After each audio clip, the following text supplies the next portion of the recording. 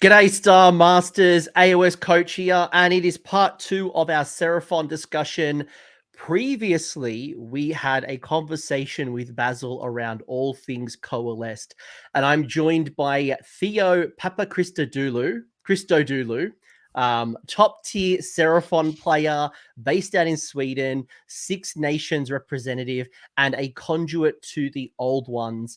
And Theo is going to give us a bit of a tour and kind of some early thinking around how he's looking at the Starborne side, because we didn't touch Starborne. We talked about the jungle lizards, we talked about carnosaurs and monstrous rampages, but we are talking about celestial summoning points and maybe a little engine of the gods. But I want to talk a bit about our manifestations, our celestial demons, and how do we think they're going to go in the current book? But before we get into that, Theo, welcome. G'day. Introduce yourself.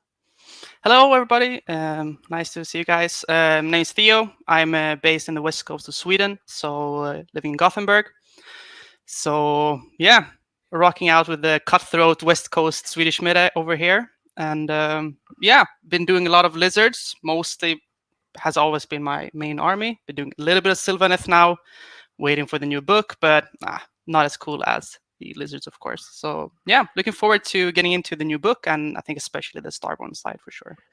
Starborne is very cool, but probably very different. It's probably the most amount of change compared to like Coalesced is Coalesced. Like it's monsters, it's dinos. You got some cool things, and obviously the Saurus got an upgrade. But when I looked at the Starborne side, there are so many changes across the board, both on the war scrolls, in the allegiance abilities, and even just the way they play on the table. So, and they're still very magic heavy, but I'm really curious to hear from you as a top tier player. How are you looking at the new book? But before we get into that, Theo, what got you started? What kicked off your Seraphon journey? I mean, I think it's the old classic story, right? You know, teenager walking into the Warhammer store, seeing all these cool lizards, and just saying, I could rock out to those guys, right? So that's how I got started. So I started collecting them when I was quite young, I guess, like 12, 13, 14 years old.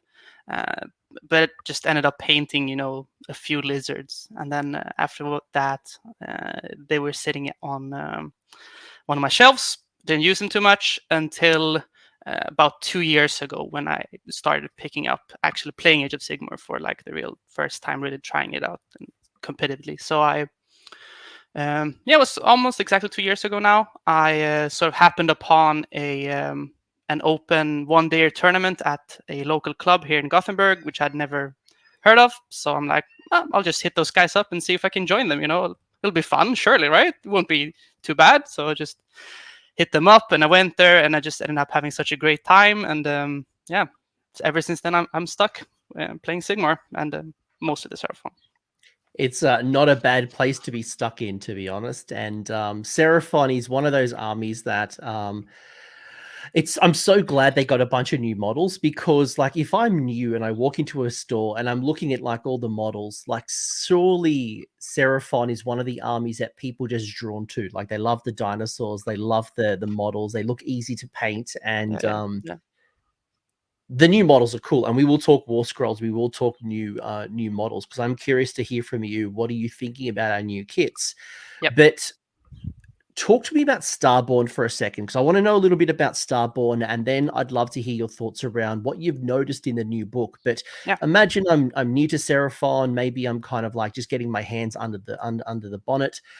What's the Starborne version, and how is it different to Coalesced?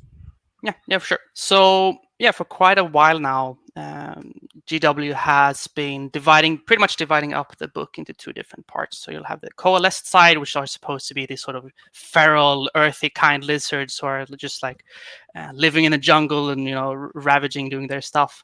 And then their other counterpart, which is the Starborne. So they're supposed to be more of the great thinkers, right? The space lizards. So they instead fly around in their flying temple ships, and slans conjure up old memories of Seraphon.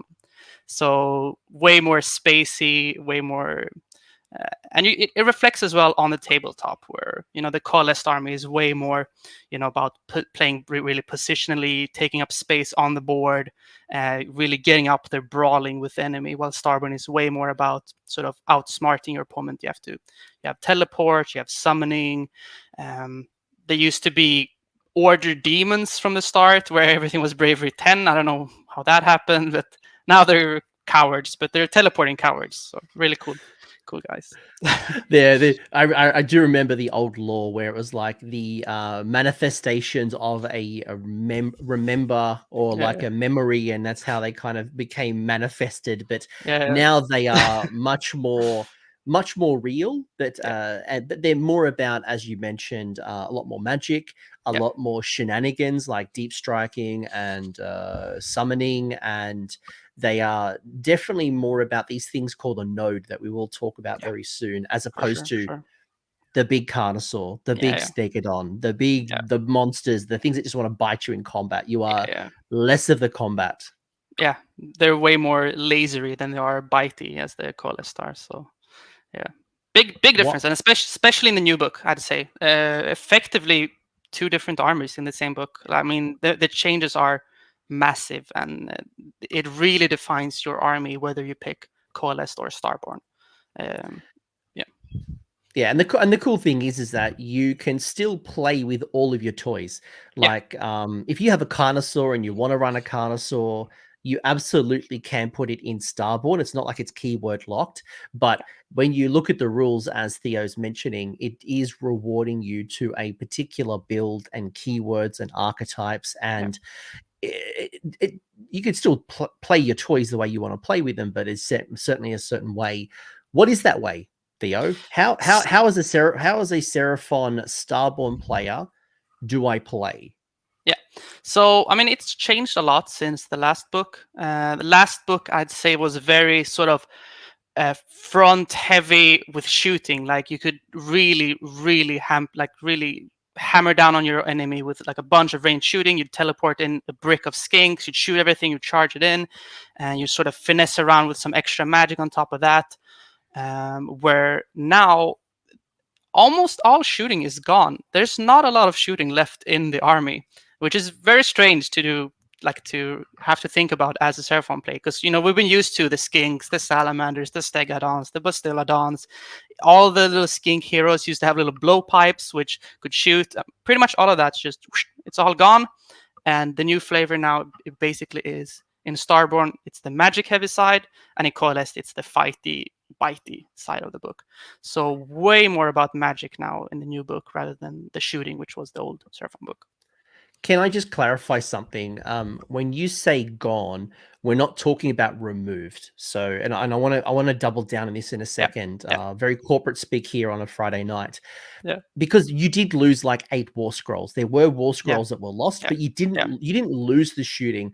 It's just the way that you play and the incentives and the build structure of your army is not in the old way, which was 30 skinks doing mortal wounds on 6s, retreating out of combat. You didn't care about bravery because you were bravery 10.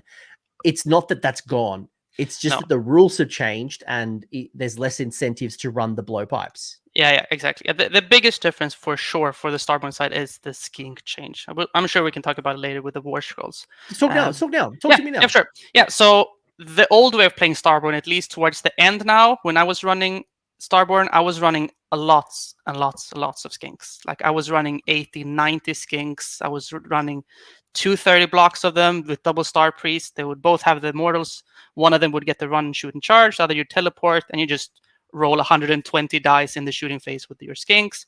You deep strike some extra camos to some more. And you just start your round by just picking off every hero the enemy had. Now the skinks lost the effect to have 2 shots when they're more than 15, which you used to have. So now they're only 1 shot with the blowpipe.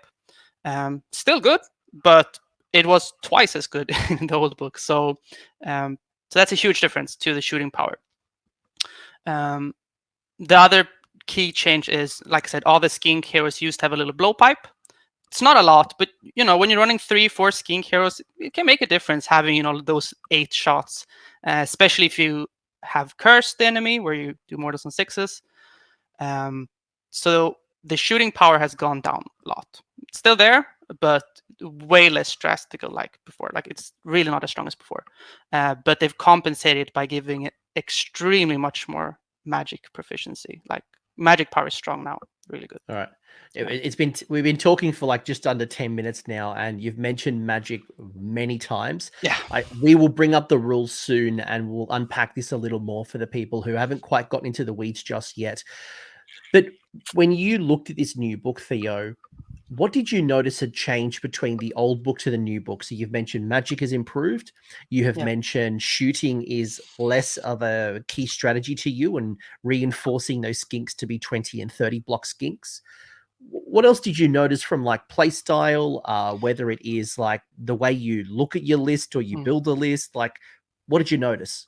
So I for sure noticed that it's got way more tricks up its sleeve nowadays. Like there's so many different possibilities for everything. You have way more access to the summoning pool than before, so you have much more. You have a much bigger choice of what you want to summon and what you need for your specific battle. You have way more different kinds of movement shenanigans in different phases and startups and all that kind of jazz. And you also gained a few extra abilities which you can use in your hero phase. So way more tricks, I'd say. The old book was sort of more straightforward. Like you had your teleport, which didn't even have basically any restrictions. You went, oh, I'll pick this unit up. You picked it up, and you place it wherever the hell you wanted, just as long as you were outside of 9 of your enemy. Now there's a few more restrictions on the teleport, but, and we'll get to it later, it is way stronger for another reason than for the restrictions that it now has. Before I ask you about some of maybe the glow ups or even glow downs, I want to acknowledge our thoughts and prayers. We lost 8 friends, being the Saurus Eternity Warden, the Scarvet Cold One. You lost your Skink Priest. That one's going to hurt you. You lost your Skink Priest. You lost your Saurus Knights that you didn't use very often in the Starborne side. No. Chameleon Skinks, Razordons, and we'll talk a bit about the new version of the Razordon. But when you look at those 8 units, did that hurt you at all? Like, are these things that were critical to your list, or now that you've lost them, are you thinking about how you compensate or work around them? Yeah. So I mean, let's start with the obvious one, right? So the Skink Priest. I thought you were going to say Saurus Knights. I thought you of all people were going to say that. That was critical to my success. No, Skink Priest. I feel personally attacked, I want to say, with the removal of the Skink Priest. I mean, that guy was my best friend. Had him in every list. I sometimes ran 2 of them in the same list because they just did everything. They were cheap. They were dirt cheap. Yep. They were cheap. They were priests, so they had access to the curse spell, which is a curse prayer, which is really big. They had access to give out +1 to hit, which wasn't only in the combat or shooting phase, but stayed into the next hero phase. So you could have it in the shooting phase when you unleashed hell, in the combat phase, and in the next combat phase and shooting phase. It was insane. And then on top of that, it also gave out run, shoot, and charge, and +1 to save with an ability.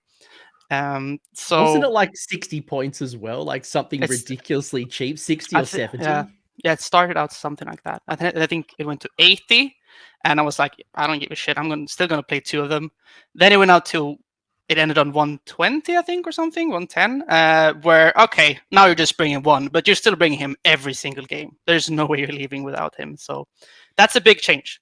The Skink Priest being on, big change, and the complete loss of priests is a big change, because you used to have access to both the Skink Priest and the Engine, which you still have, but it's not a priest anymore. No. And I was going to ask you about that. So you've lost the ability to be a priest, right? So there's no priests. There are no native priests in Seraphon. Yeah. How does that impact you? So I've heard curse. You've lost curse, and curse, if people don't know, go look at your General's Handbook or your core rulebook. It's one of the universal prayer selections where you could deal mortal wounds, but it was always short range. It was like picking a target within 9 inches. So it was never guaranteed, but when it worked and you had volume of attacks, boy, did it slap. I used to love it on my Daughters of Cain Witch Elves, right? Because 3 attacks on a Witch Elf, the volume of attacks, I'm going to spike on a bunch of 6s. Yeah, and it used to combo really well with the old Starborne ability, which was Parting Shot, which was you could unleash all of your blowpipes, and then on a 4-up you ran away. So even if the enemy wanted to come at you and charge you, there's a 50% chance you're just going to stand there afterwards, do nothing. It's my turn. Let me try and curse. Oops, okay, you're cursed. Now you're not going to have a great time when the skinks get to shoot again with curse.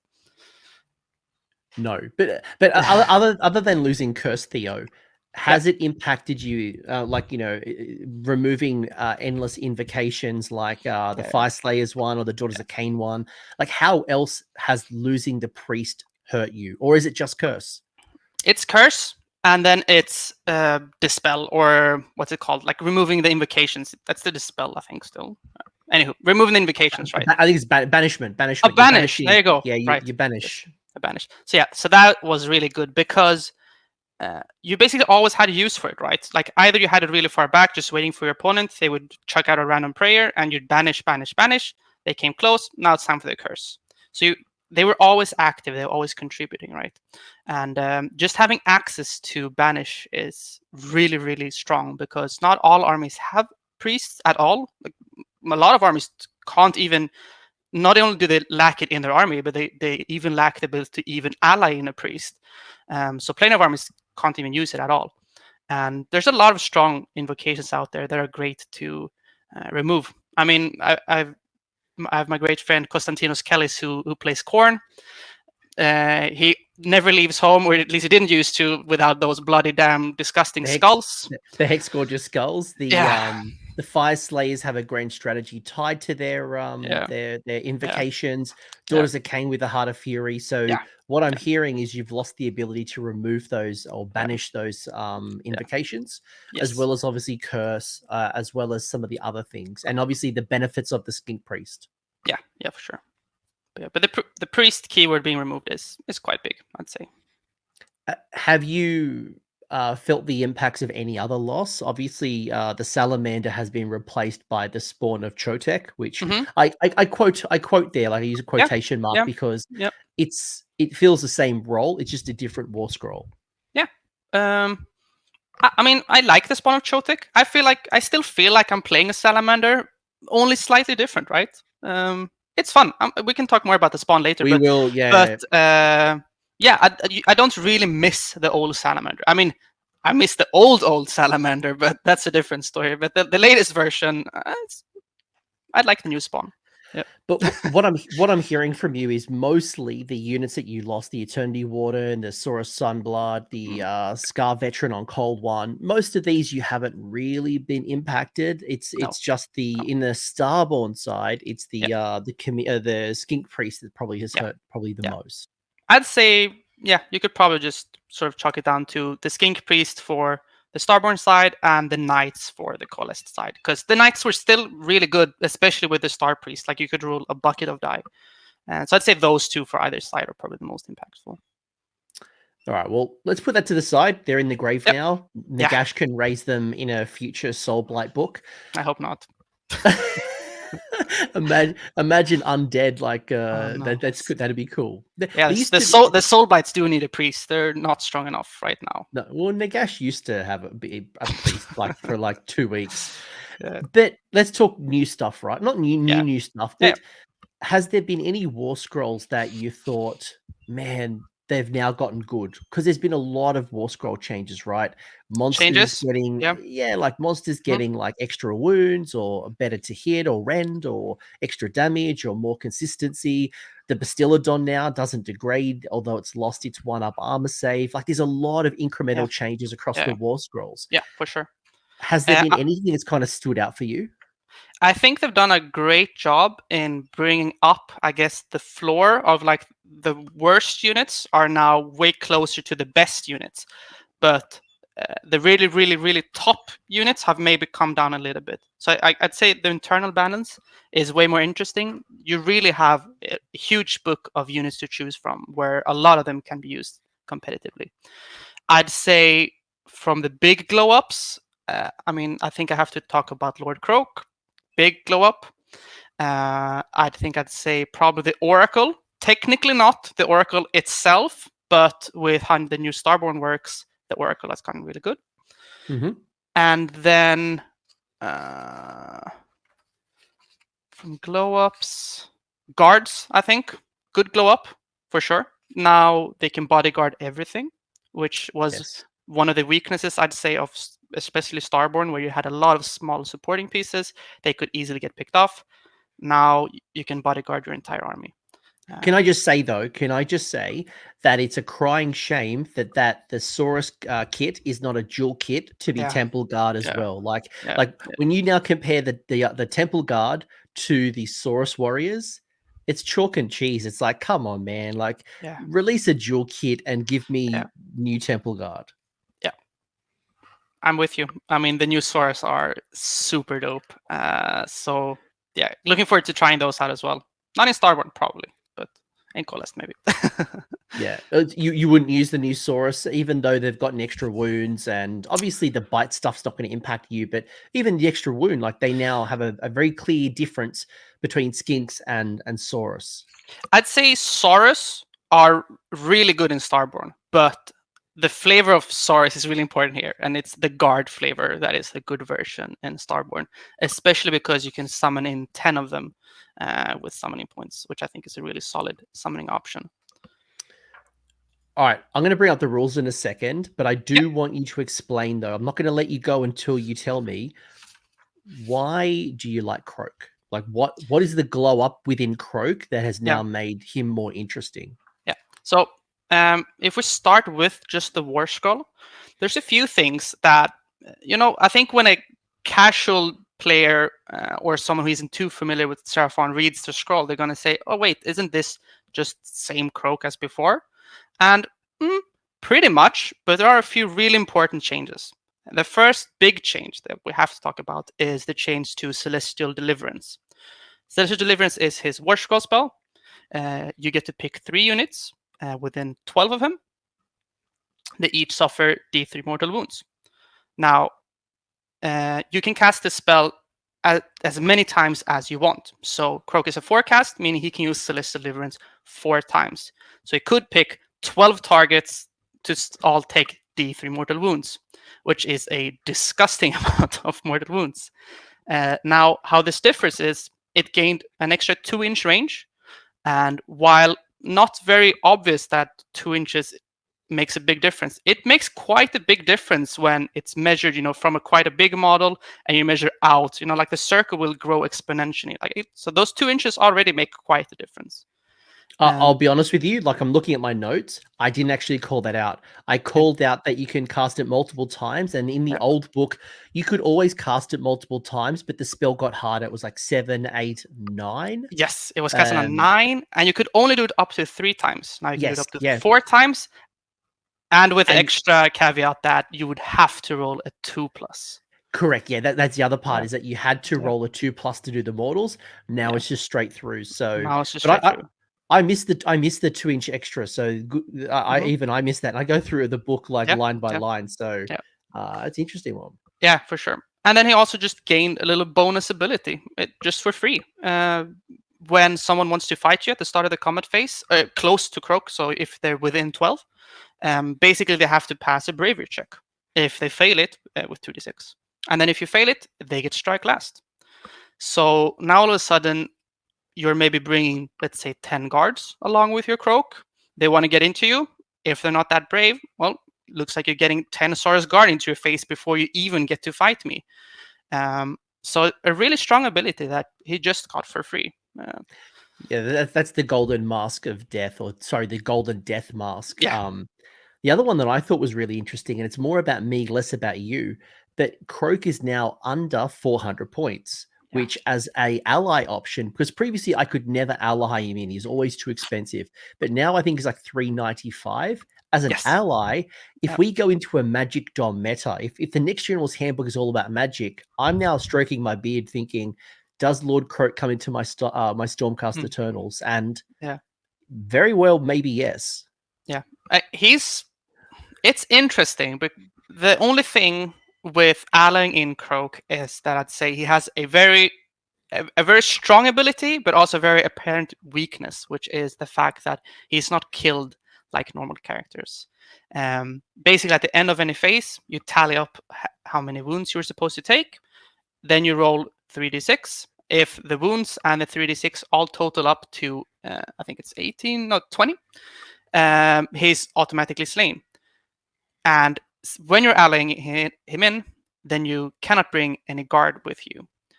Meaning that if you ever take, it's 9 wounds. If you take 9 wounds, there's 50% chance he just dies.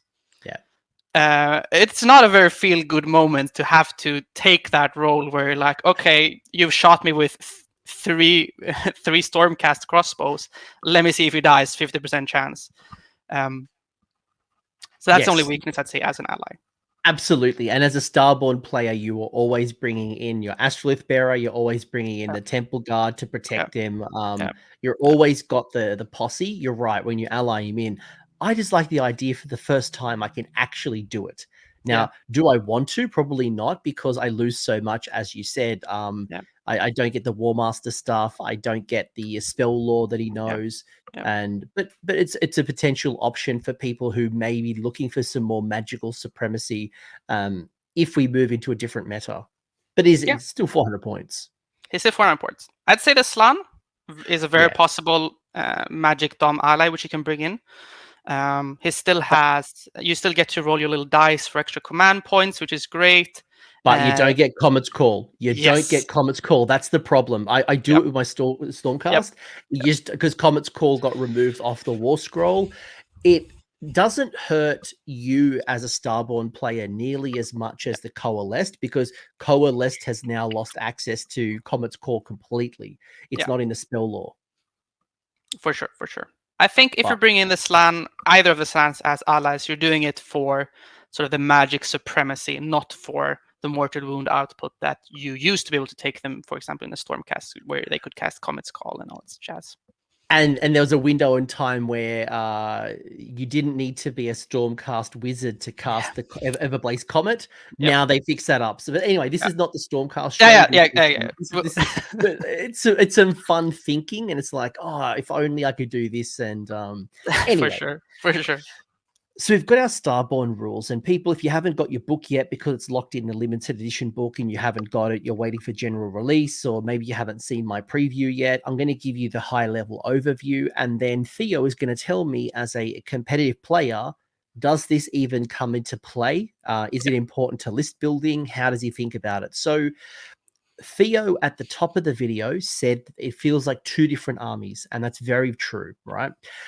The way Seraphon works is you don't have a general allegiance ability and then like you break it down. You have 2 core options. You either are Starborne or you are you're Starborne or Coalesced. So we're now starting at the Starborne side, our wizardy, summony type abilities, as opposed to our jungle monster biting friends. So you got a bunch of rules here. The first one being the Lords of Space and Time. We're going to pause on the 2 sub-factions because I'll actually have their rules. I'll have their rules later. But you got Lords of Space and Time, where basically at the start of the hero phase, at the start of your hero phase specifically, you can carry out one of these 2 additional heroic actions, but they must be done by a Slan. So your Skinks, every other hero can't do it. It has to be a Slan. That would be including Croak. Croak would have the Starborne Slan keyword. One being the so anyway, you can read it there, right? So you can replace one of the spells from the Lore of the Celestial Domination, which is the Starborne spell lore, or you can basically do a teleport. So you pick another friendly Starborne unit wholly within 12 inches. You can set them up on the battlefield outside of 9 from enemies. So do you like this? Is this something you use often? Which of the 2 do you choose? Talk to me about Lords of Space and Time. For sure. So let's start from the top. So the contemplation of the old ones, the ancient ones, sorry. So this is the old rule which Slans used to have in the old book. All Slans could do it. Basically, at the end of your hero phase, you just picked your chosen spell and you said, I don't want to use it anymore. From now on, I'm going to use this spell, and you just replaced it. Which is really strong. I mean, it allows you to play very flexibly. Like you could swap out whatever you need. Most of the time, you'd start with the Stellar Tempest, which was a Horde killer spell, and then if you played against something that didn't have hordes, you just swap it out. So great flexibility. Now, the problem with this ability, I'd say, isn't that it's bad. The ability is fine. The problem is that you have to choose between either this or the transportation. And in doing so, you will probably always go for the translocation, right? So this happens at the start of the hero phase, which is a very, very, very important distinction to make from the old teleport, which used to happen at the end of the move phase. Meaning you can now teleport casters and also skink wizards, allowing your slants to cast through them in the hero phase. So you no longer have to set up your next turn's hero phase. You can now do it at the start of your own hero phase, which is a really big distinction. So it's a good that particular is a good change. Yes, it's costing you a heroic action, but when it happens, being in the hero phase is much more beneficial because you can teleport a wizard or a hero into buff ranges, into a casting range, into setting up for but it does mean that they can't move. So you can't teleport them outside of just outside of 9, then move in and charge into combat. You're still doing a 9-inch charge. There is actually a way, but we can get to that later. Just at the moment. That's But yeah, for sure. So it's way more limited than the old version. Old version was just pick something up, put it 9 away. Now we have to be wholly within the slan, and it also has to be at the start of the hero phase. While good that it's in the start of hero phase, it's also harder because you will have to effectively be there at the start of the hero phase. You cannot walk into the range and then teleport them, for example, like you can with the Sylvaneth Wildwoods. I will just call out really quickly before I let you continue. The contemplations of the ancient ones, you're not going to use with Croak because Croak knows the entire spell lore. So put that to the side. You don't need to worry about that. It is only the Slan. And as we previously mentioned, the Slan lost Comet's Call. So when we get to the spell choices, I'll be curious to see, is your first spell choice going to be Comet's Call just to get it back, or are you doing something else? So we'll pause that one till we get to the spells. For sure. I think the contemplations of the ancient one's pretty obvious. It's replace a spell. Cool. If you need it, you need it. If not, it's great. It's a free rule, basically. So if it's needed, you have the flexibility to use it.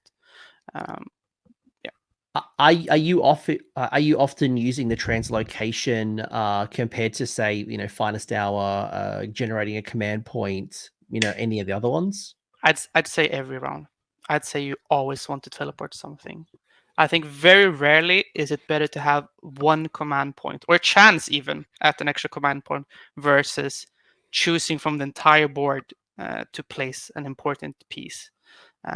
So this really defines the army, the spatial translocation. Obviously, the games and your opponents and your battle plans are all going to vary. But what's some examples of things that you would translocate often? Are you translocating your heroes? Is it something like your chaff screens? Like, give me a couple of examples where this is actually being used more than others. Yeah, I'd say first option is probably just basic skinks. Is a great option because just they're on small bases, so you can usually cram them in wherever you need them. They're not very expensive, meaning you can be quite, I guess, daring with them. You can put them way forward, way up in the enemy space, and you won't care too much if you do lose them. And there are 10 of them, so meaning you can usually yoink an objective because it's not very often that you have 10 or more on an objective. So just having that flexibility is great. So I think just basic skinks is great. And then, which I guess we'll have to talk about later, the new obvious teleport is, of course, the Oracle, which lets your slants cast spells measured from the Oracle anywhere on the board. And since this teleport now happens at the start of the hero phase, as opposed to the movement phase, you now have the chance to pick them up, place them where you need them, and just go to town with your spells. Cool. Yeah. So put that to the side because we also have cosmic power, and we've alluded to this a few times, but one of the big parts of your ability is going to be through cosmic power / cosmic power points. So let's start the party at the cosmic power. So when you are Starborne, not Coalesced, basically the following units are going to be known as nodes. Okay, quotate this mark. So if you are a Starborne wizard, if you are a Starborne astrolith bearer, or your Starborne engine. So the Realm Shaper engine has different rules if you are Coalesced or Starborne. That's different between the last books, right? Cool. We got that. So our Astrolith Bearer, our wizards, our various wizard options, and the Realm Shaper engine. Now, throughout the battle, you're going to generate cosmic power points. So, not to confuse with the nodes. The nodes are like basically like these are cosmic power points. So, if you've ever seen Khorne generate blood tie, you've ever seen Slaanesh generate depravity, imagine a similar concept. So you start off with 0 cosmic power points, and then at the start of your hero phase, you can receive 1 cosmic power point for each friendly Starborne wizard and Starborne Astrolith bearer on the battlefield. Yeah. And then in addition, you generate extra cosmic power points for each successful spell cast that is not unbound, and a successful unbind or a successful dispel of an endless spell via a Starborne wizard. Yeah. Okay, so there was cosmic power points in the old book, just generated very differently. Yes. Theo, what is going on here? How is it different, and why is this important? Yeah, so it's quite a big change, I'd say. The old version was still strong, but the main problem was that you had to sacrifice something in order to get it. The old version was when it's your time to cast a spell with, I think it was a Slan or an Oracle, you could forego 1 spell and roll a die, and you'd get D3 summoning points, basically. But what that meant is, since you always wanted summoning points, because why wouldn't you want summoning points? It meant that you could have 1, 2, maybe 3 fewer spells to cast from, because you would have to forego those spells to get the summoning points. I mean, even if you wanted to be like have fun and do the Oracle, we're like, oh nice, I'm going to cast with the Oracle. He's a 1 cast wizard. Now you're foregoing that spell for summoning. All of a sudden, he's a 0 cast wizard. So now it never made sense. Like I'm a wizard focused army, and I have to not cast spells in order to get a boost. It doesn't make any sense. But now it's cleaned up and it's perfect. Yes, this is great. It's also simple rule, you know, like whenever you have fun, you get points, and whenever you stop the enemy from having fun, you also get points. So great rule, really fun. Especially whenever you are bound to unbind the enemy player and have to tell them, oh, sorry, you're unbound, and I get some summoning points. Cool. Yeah. Do you just off the top of your head, and maybe you'll guess this one, how many cosmic power points do you generate on average in the first couple of rounds? Obviously, when combat starts happening, attrition starts happening, but what's a fair number that you're generating every turn? Yeah, sure. So it highly depends on your list, but I think a good target to try and set for yourself, which I think a lot of Starborne players will want to do, is you're trying to aim for the around 15-point mark. So to do that, you would have to have, for example, 5 different wizards, and one of them being maybe the flag. That's 5 points, and then cast 10 spells. That will give you 15 points. And with 15 points, we have a lot of flexibility with what we want to summon, what abilities we want to use, and that kind of jazz. But now, of course, there are a few ways we can also gain some extra points, which you can go through later when we get to the commands and artifacts. But I'd say around 15 is what you're aiming for in a Starborne list. If you're doing the caster heavy side, at least. I'm sure there's some versions where you don't have it as your main goal. But we'll see how the meta progresses. Yeah. And obviously, like if you come up against an opponent with lots of wizards, then you're going to generate more. If you don't, if you come up against an army that has no wizards or very little wizards, then you'll generate less. But what I'm hearing from you is this 10 to 15 mark is really where you want to be being. I think the reason for it is because you get 2 different options. So in the hero phase, you have 3 different options. And then in the movement phase, you can also summon. So let's start Yeah. with the hero phase stuff. So you can cash in those cosmic power points for either Azure Light, which is worth 5, protections of the old ones that are worth 10, Cleanse the Realm is worth 15. So potentially a lot if you use Cleanse the Realm. Azure Light healing, returning D3 slain models to Starborne units with a wounds characteristic of 1 or 2. Within 12 inches of a friendly node. The protection of the old ones is the ward of 5 up instead of 6 up from the Astrolith Bearer. Yeah, and then the cleansing of the realms is basically doing a bunch of mortal wounds to enemy units within 12 inches of a friendly node. So could be very potent if you do that, but it is costing you a lot. So what do you like? Do you use these often, or are you banking them up to summon? So of the abilities that you're spending the points on, I want to say that probably the first and last one are the most standout, at least as I've been thinking about it. So the first one, the Zero Light. At first read, it doesn't sound like it's too much. You're like, I'm bringing back D3 models with 1 or 2 wounds. But then when you start thinking about it, you're like, but wait, all my units are 1 or 2 wounds, right? And all my units will stand close to any of the nodes. So what it effectively just says is bring back D3 models to every single unit you have, right? Like, it's a lot of wounds you get back for 5 points. Let me just actually you, because obviously you've got Croxigor, for example, and Starborne people might be tempted to bring Croxigor or the Croxigor Warspawned. So you don't bring back D3, but your skinks. And this is why I asked you earlier, would you be tempted to run Saurus? Because you would be able to bring back D3 Saurus, and they're 2 wounds each. Yes, and the SARS Guard are a great option. And I think a big reason, or let's say you always want to bring guard when you're playing Starborne. There's no way you're leaving home without the guard. You have way too much points spent in your casters, so you need to lock down the guards. I'd go as far as say as that you probably want to have 2 units of guards. So what I usually do is I run 2 5s of guards, because what you then do is if they ever want to damage you, you pass off to the left unit first, then you pass off to the right unit afterwards. It's my turn. Okay, now I bring back D3 here and D3 here. So you'd have, it's a lot of wounds to chew through to really get through those 2 5s of guards. So I think that's a great use for this ability. And then it also works on all your skinks, on your chicken riders, on the guards, all that stuff. Cool. All right. D3 models returned, pretty obvious. Yep.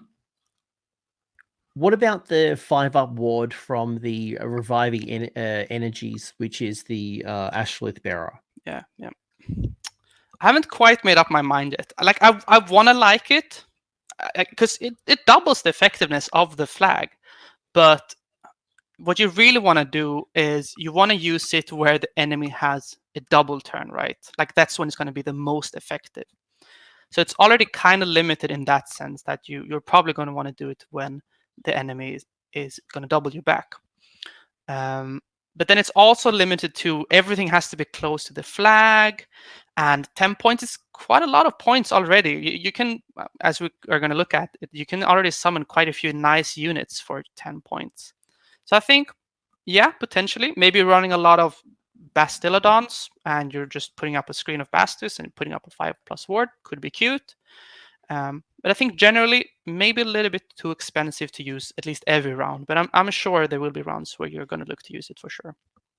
I guess I'm thinking about this, right? Like, let's say it's turn 1, maybe even going into turn 2. Yeah. The likelihood of me returning D3 slain models is pretty slim to none, unless they've got like a lot of power projection or can turn 1 charge. Yeah. Cleanse the Realm is probably too soon in turn 1. Again, situational, but mostly you're not going to spend 15 points in most average games. Is it worth putting up the 5-up ward in turn 1 to protect yourself from the double turn, to create some durability, or are you thinking more about like cashing in turn 2 and turn 3 and getting a better effect? For sure. I mean, yeah, I could see it. Like, if you're going first and you know that the enemy has a lot of power projection, like he can get to you in his next turn, and it's a possibility where he's going to go again into you. Sure. Like I said, it's going to double the effectiveness of your ward. But I think generally you could maybe stop some damage by just summoning some skinks in the way as well. That's also reducing damage. But then you also have another unit standing in the way. You're stopping movement, all that jazz. So yeah, I mean, yeah. I guess I'm thinking, for example, like KO at the moment is the top of the meta. KO is doing very well, and you can screen with a bunch of skinks, but they've still got some, 24-inch, attacks, and throwing up that 5-up ward could be a nice boost. But for most armies, as you said, probably not. Yeah, I think KO might be trouble for Starborne. I think it might be difficult to survive all the shooting, but we'll see.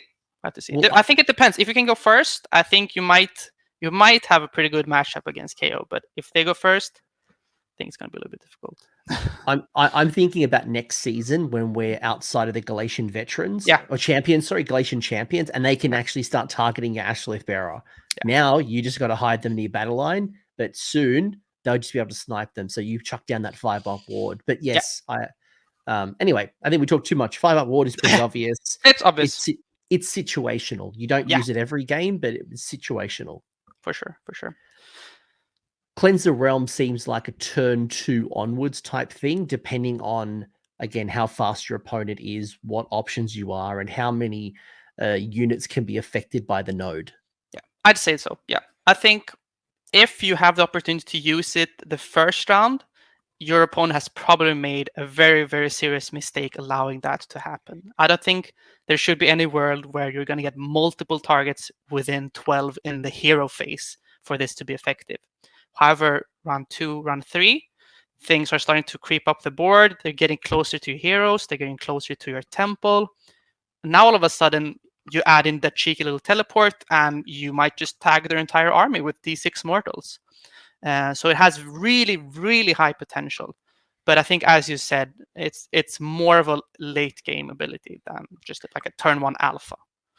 Yeah. Unless, like most things are going to drop in your face, even if it's a 9-inch coming from reserve, it's probably not worth the 15 power points.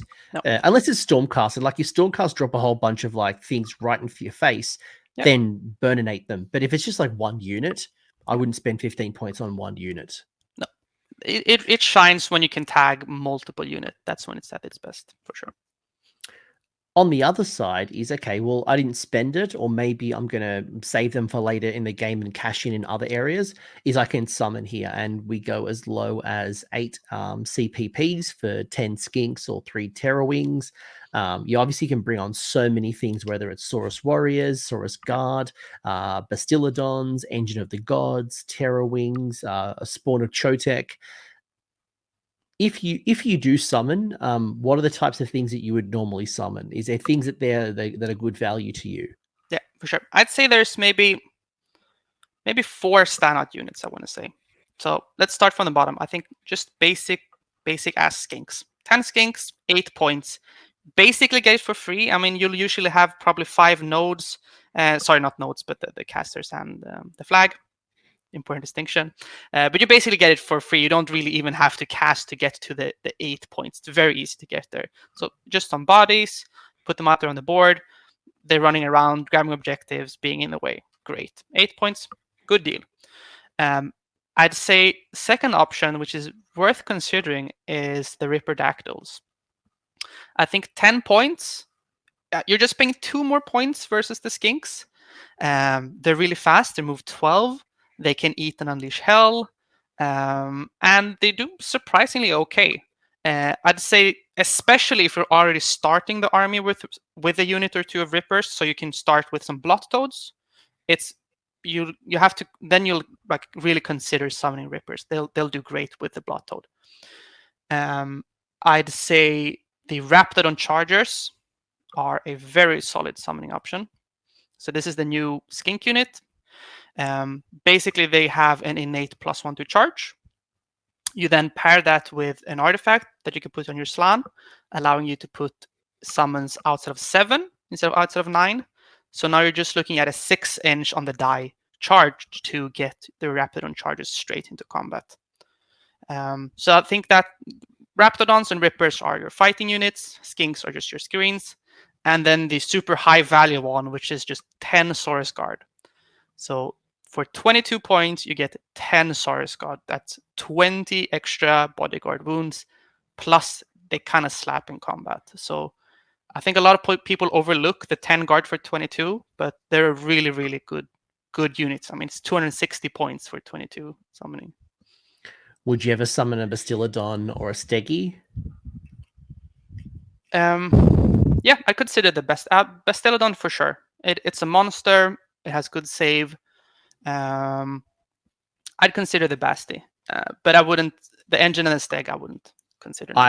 I purposely didn't ask you about the engine. I just said Stegi or Bastiladon. We will get to the engine because I do want to get your thoughts, because that has a fundamental change. You always used to take it, especially in a Starborne.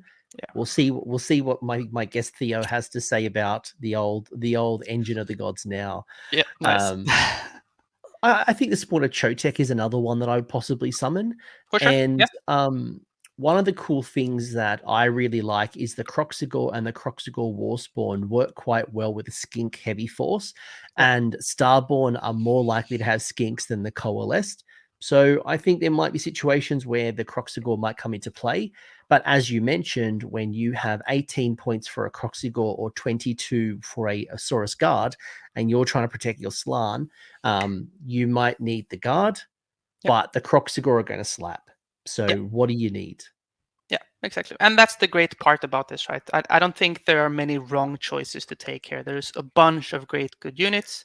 Even like the Hunters of Wanshi for 10 points could be a cute little option. You know, you get that extra teleport later, the next turn onwards. There's a lot of good options, and that's why I really like the flexibility of the new book. You have the abilities and you have the summons, and they're quite generous with where you can summon them as well. I always have the philosophy to summon often, as opposed to like bank them up and try to go for the big summons. So getting, using Skinks every turn, every second turn to keep you winning on the objective, to screen, to block, to soak up damage. Getting more Skinks on the board is never a bad decision. Never. No, for sure. I think a pretty normal thinking pattern now is probably going to be Skinks round 1, maybe. So you'll end with a few sort of spare points left over, so that your next turn onwards have a much larger choice of, do I want to use the abilities, or do I want to summon something specific to help me out in this situation? I think is how you're going to usually do it, probably. I would agree with you on that one, actually. Either save them completely for a big turn 2, or summon the Skinks turn 1, then do your thing turn 2. I like that. I like that a lot. Anything else you'd mention on the cosmic power points before we get into the other options? No, just I mean, they're great and they're pretty easy to generate. So really solid tool to have in your army. The defining role, I'd say, of the Starborne now. So, and to remind you, Theo mentioned that he's having as many wizards as possible, so ideally around 5. You're putting an Astrolith Bearer in, that's getting you another point, so that's 6. Then every spell cast successful, you're going to get an extra point, as well as everyone that you unbind or dispel. So ideally that 10 to 15 kind of mark. Yeah, for sure. When you're building your list, do you have any favorite command traits that you're tapping into? There are 4 for your Slann, 3 for your Skinks. Do you ever make a Skink a general, or is it always going to be your Slann Master? So I think yes, you might make a Skink general, but it's only where you bring Croak and you're not bringing his Slann best buddy with him. Then you do the Skink general. Otherwise, you're always making your Slann a general. Are you talking Skink Starseer, or are you talking... Starseer, or if you're bringing Croak Oracle, but leaving the Slann at home, maybe you're making the Oracle, the general. But I'd say as soon as you bring the basic Slann, you're making him your general, because they have access to some great command traits. And just to close the loop here, you're not taking Croak and a Slann because it's too many points? Is that one of the... You definitely do bring both. You do bring both. You would take both. You would take Croak and you would take a Slann. Yeah, for sure. Absolutely. Yep. That's a lot of points when you also then add the guard. When you add... Yep. Really? Yeah. Yep. We'll do the list later. I have a list where we can check it out. That's a lot of points, because between those two, plus the Astrolith Bearer, plus Yeah. the Saurus Guard. Yeah, and That is a lot of points. Yeah, and you're probably bringing the Oracle and another caster as well. Yep. All right, It's a lot of points. Yep. All right. This is we're opening Christmas presents a little too early. All right. Yep, yep, yep. Of your command traits, what are your favorites, and who do you put them on? So yeah, of the command traits, there's an obvious one which all the Seraphon players have decided that this is the one. We're only going to use this one. We're never going to touch anything else. And it's the one where you get 2 cosmic power points whenever you cast a spell, and 2 cosmic power points whenever you dispel or unbind. Meaning your slan could generate you, only the basic slan could generate you 12 cosmic points. So we're talking Lord of the Celestial Resonance. Yes, correct. Lord of the Celestial Resonance. It's so many points for no drawback. You just get so many extra. So if let's assume I don't see the value, or like, you know, I'm not connecting the dots here. Why is this one so superior than the other 3? I'd say Arcane Might is a cute option. So Arcane Might is the one that lets you control 3 Predatory Endless spells and double the range of an endless spell that you cast. Now, at first glance, I thought, wow, this sounds great. I could just chuck out 3 endless spells with my slans. But that's not what it says. It just says you can control up to 3, and the one that you do cast, you can double the range of. So, but I mean, there are a few cute tricks you could do, like just putting a purple sun in the back corner of the opposite side of the table with double range plus slan through a unit. Like, yeah, but why is Lord of Celestial Resonance so good compared to, for example, making your general like a Nighthaunt unit, being able to ignore positive and negative modifiers? Yeah. Or, as we've talked about, you've got a really good spell lore, but you lost Comet's Call. Yeah. So why not get 2 extra spells on my slan? Yeah, that's a good question. I think the 2 extra spells is not as valuable because I think a lot of Starborne players are looking at picking up the enhancement for choosing an extra spell for all of your casters. That's a really good enhancement to pick. So you have a bunch of casters, they all get 2 spells. So if you do that, then you don't really need the Vast Intellect. Plus, the second option being that usually you're bringing at least 1 or probably 2 endless spells in your list. So meaning you're already casting the Warshkull spell from the slam, the Comet's Call, and the Endless spell. That's 3 spells. He's done. He doesn't need the 2 extra spells. Cool. And before people put this in the comments, because it happens before, the way Theo is getting extra spells on all of his wizards is either through the Warlord Battalion, where you can choose an extra enhancement and you're choosing the spell enhancement. So every wizard would get an extra spell, or Commanding Entourage, where you get the same choice, right? So that's how you're doing it. Just I know there'll be some people in the comment section going, how's he getting an extra spell? It's because of Warlord Battalion or Commanding Entourage Battalion. Yeah. And it's to all wizards. Correct. Yeah. So if great enhancement to Starborne. If your list has 5 wizards, that means every single one knows, doesn't cast, knows. So if you've got a skink wizard that has can cast 1 spell, it doesn't get to cast 2 spells. It just knows 2 spells. So you got more flexibility on your choice. Correct. So I think either of those are the ones you're going to choose from.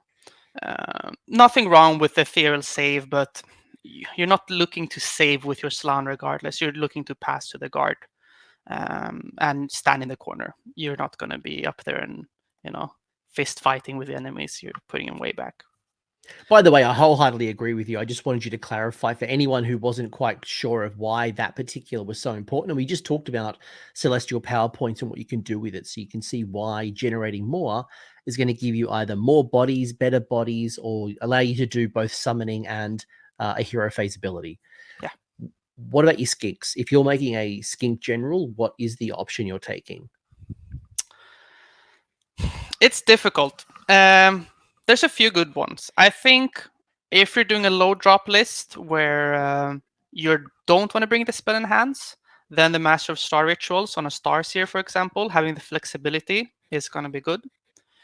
Nimble Warleader is this close to being great.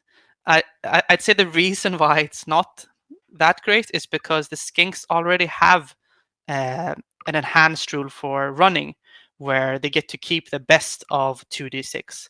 And if you're picking this one up, you'd have to drop that ability to instead do the 2d6 run. So it's not going to be a huge difference in the amount of moon that you get. It's going to probably just be 3 or 4 inches, maybe on average, right? And then the last one is the counter charge one. Probably not. I don't think there's a lot of units that you want to charge in with as Starborne is the problem. You usually want to do one unit, destroy what you're fighting, and then end your turn. I think you very rarely want to have multiple fights going on as Starborne. I would tend to disagree with you on that one. And the reason for it is for battle tactic denial of your enemy. Yeah. Now, it is only once per battle, which I hate. Yeah. But being able to, like, this one's mine, my opponent picks it, it's general to go in for something. And if you have the ability to countercharge and deny that battle tactic because you've used 10 summon skinks, I don't think it's such a bad idea. But when you stack it up against the other command traits, a once per battle, it's hard to justify. It's potentially great, but consistently fine, I think, is the problem, right? It'll be fine, but you want to have that just consistently good all the time. And knowing all the spells is always going to be good. Running 2d6 is always going to be good. This one is going to have its uses, I'm sure. It's cute. I like it. Yeah. I agree. I think that what you said about the Lord of Celestial Resonance is probably my first choice. But if I find myself with a Skink General, I guess it depends, right? If you're going for Battle Regiment and you're going the lowest drops possible, probably Master of the Star Rituals is probably the best one. If you're Warlord, or if you're going, who cares about your drops, then it's agreed. It's good options. It's just options, right? Like it's no best. There's no well. Celestial Resonance is clearly best. Yeah. What about artifacts? Artifacts is always an interesting one, right? Because with you, probably really disappointing is so many of these are once per battle, especially on the slant. On the slant side, they're all like once per battle, except for the Zotek Dial. Yeah. I mean, I think the artifacts got a bit of a downgrade overall. There used to be a lot of really, really strong Seraphon artifacts, especially the ones that you do on the skinks, which we're going to get to soon. But from the Slan version, Space Folder Staff, I think, is really good. So Space Folder Staff allows you to, at the end of your movement phase, you will say the next unit that arrives on the battlefield will be set up outside of 7, as opposed to the classic outside of 9. Now, as written, right now, you could use this at the end of the move phase, say the next unit to be set up, and then wait until the next round and do the teleport and set up a unit in the hero phase and do it outside of 7, because it's still set up and it doesn't say until your next whatever. So you could still use this on the teleport in the next round as written right now, which is really weird. Because you'd have to like keep a little piece of note next to your table where it says the next unit. I would imagine that will be quickly FAQ'd errated. So I tend to play on the conservative. Just if you're playing with the book, just play with a once per battle 7-inch drop in from reserve as opposed to 9. I think the intended use is probably for summoning outside of 7 or Dracothian's Tail dropping outside of 7. I don't think it's intended to be used in the hero phase. But we'll see. Sometimes they let those kind of things get through for no reason at all. Theo, you're optimistic. I don't think so. Like, don't just pretend that it's just once per battle. You don't think they're gonna keep the Soros teleporting into battle either from Coalesced? I don't think so. Okay. I don't think so. But we'll see.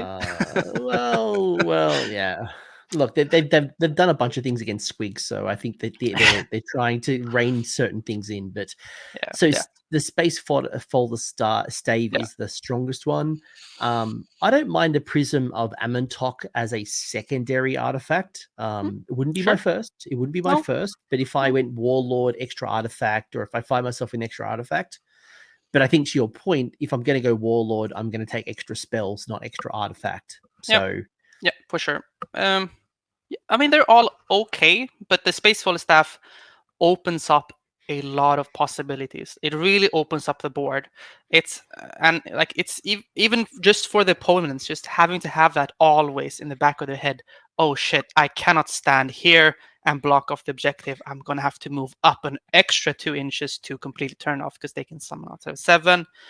I can't just measure 18 inches between 2 of my units and block it off. Now I'm gonna have to do 14 inches. Like, it really complicates the game for your opponent while opening it up for yourself, which I think is a huge plus. Yeah, the benefit to me, because I use the Lord Imperator in my Stormcast, having a 7-inch deployment. Sorry, I come in from reserve. Is the likelihood of hitting a charge from 7 inches out, especially with a reroll from a command point, is very high.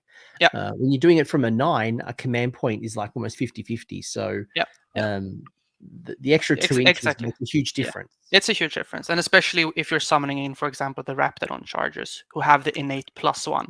Now you're looking at a 6-up with 2 chances if you're doing the reroll, so that'll be quite consistent. That's really nice. So love the Space Fuller staff. Other ones they're okay, but I think 99% of the people are going to pick the Space Fuller staff for sure. Yeah, I would agree. It's probably the Zotek dial is cute, but the Space Fodder stave is probably the one that has the most clear benefit.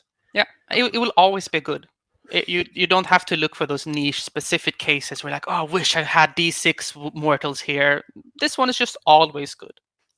Yeah. What about the skink artifacts? Okay. First of all, I just want to pour out some for my homies, the incandescent rectresses, which used to be you just bring back a skink hero, you'd bring it back to full life. So you could put it on an Engine of the Gods with 14 wounds. It dies. I remember that. And you'd go back to full with 14 wounds. And this is why the Engine of the Gods got keywords removed from it. This is why, because you guys just went too hard on it and it got busted. Theo, I don't know if you ever know this, but in the first edition book, I'll never forget this. The Engine of the Gods, if you rolled an 18, you got an extra turn. And I'll never forget playing at a tournament where the player behind me rolled that 18, and they were at the bottom of the round. I think it was round 2, right? So they got bottom of round 2, got a free turn, and then 1 priority, and went into the top of turn 3. So they had 3 simultaneous turns. Like that's why the Engine of the Gods got nerfed, folks. Yeah, I'm sure that was a great time for his opponent. Really entertaining. He this is at a time where you used to be able to stack your command points, and his Carnosaur did 72 damage. I watched it happen. 72 damage from a Carnosaur. Conservative, yeah, sure. No. So yeah, the incandescent rectresses, healing D3 wounds. Now the Sacred Stegadon Helm is nice, but you're only ever going to pick it up on 1 unit, and it's going to be the Oracle. I think on the Oracle, it's a solid choice. It's a 4-up base save, so getting an extra plus to save innately, as well as getting a slightly better bite attack in melee is quite good. But, it's just solid, no drawbacks. And then again, pour some out for the Cloak of Feathers, which now cannot be put on any of your monsters. Again, you'd put it on your Steg Chief. They'd have flying, that have +4 to move. You'd auto run them, run, shoot, charge, all that jazz. Now it's keyword locked, so you can't put it on monsters anymore. So, but if you love your Skink Priest model, you now have a thematical Cloak of Feathers skink. So you have a model with an artifact on it. Good on to you, you narrative gamers. Exactly. You tell your story. The Cloak of Feathers is nice for a non-hero skink. The Stegadon Helm again is nice for the Troggy. That if you've got the Slan, I think the Slan option is going to be stronger.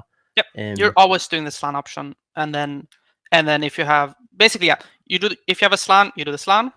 If you have an Oracle, you do the Stegadon, and if neither of those are fulfilled, then you can do one of the other ones. But you're probably always going to see the Stave or the Stegadon Helm.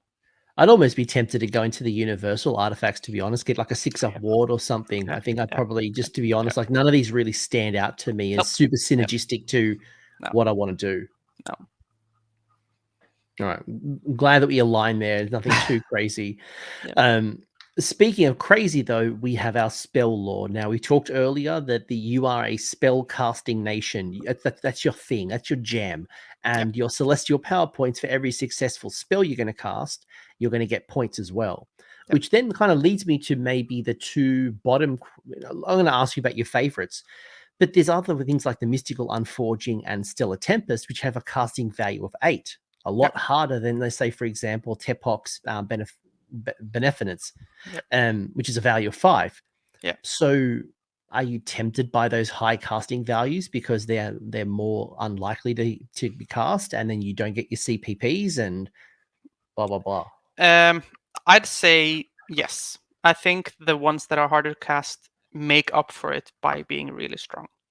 I think Comet's Call on a 7, it's great. It's just D3 units, take D3 mortals. And with all those pluses that you are able to get in the book, you're very likely, I think, to cast it on a 10. So you get D6. So you get D6 units, D3 mortals. Just a great option. Stellar Tempest, I mean, it's a horde killer, but it's really far, man. It's 24 inches away. You get the extra range from the flag, and you're maybe casting it through another skink wizard. So you're basically just picking and choosing from the board, and NA5 is immortal. So honestly, the entire Starborne lore really is really good. I think you'll be hard pressed to pick a wrong spell. They're all really good. I will say that Drain Magic needs to be errated just because of the timing.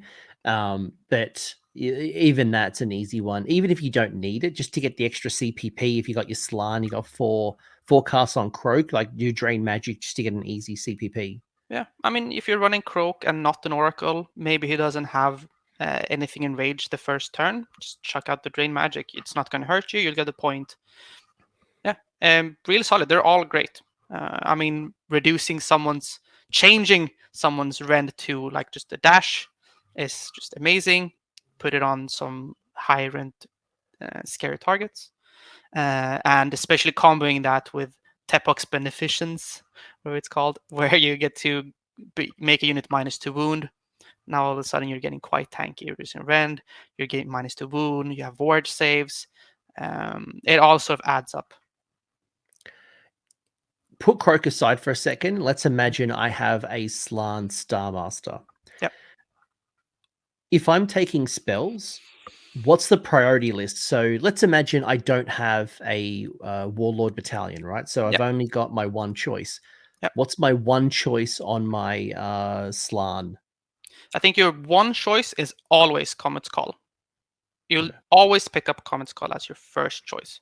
It is so flexible. You can cast it in the corner outside of unbind range. You just pick any target. You don't have to see them. Doesn't matter if they're close to a hero or whatever. It's just damage wherever you need it. So Comet's Call, always top priority. For your second spell, I think Stellar Tempest, great option because it's all around just a nice horde killer. Otherwise, either of the debuffing ones, the reducing rend or -2 wound, are great options.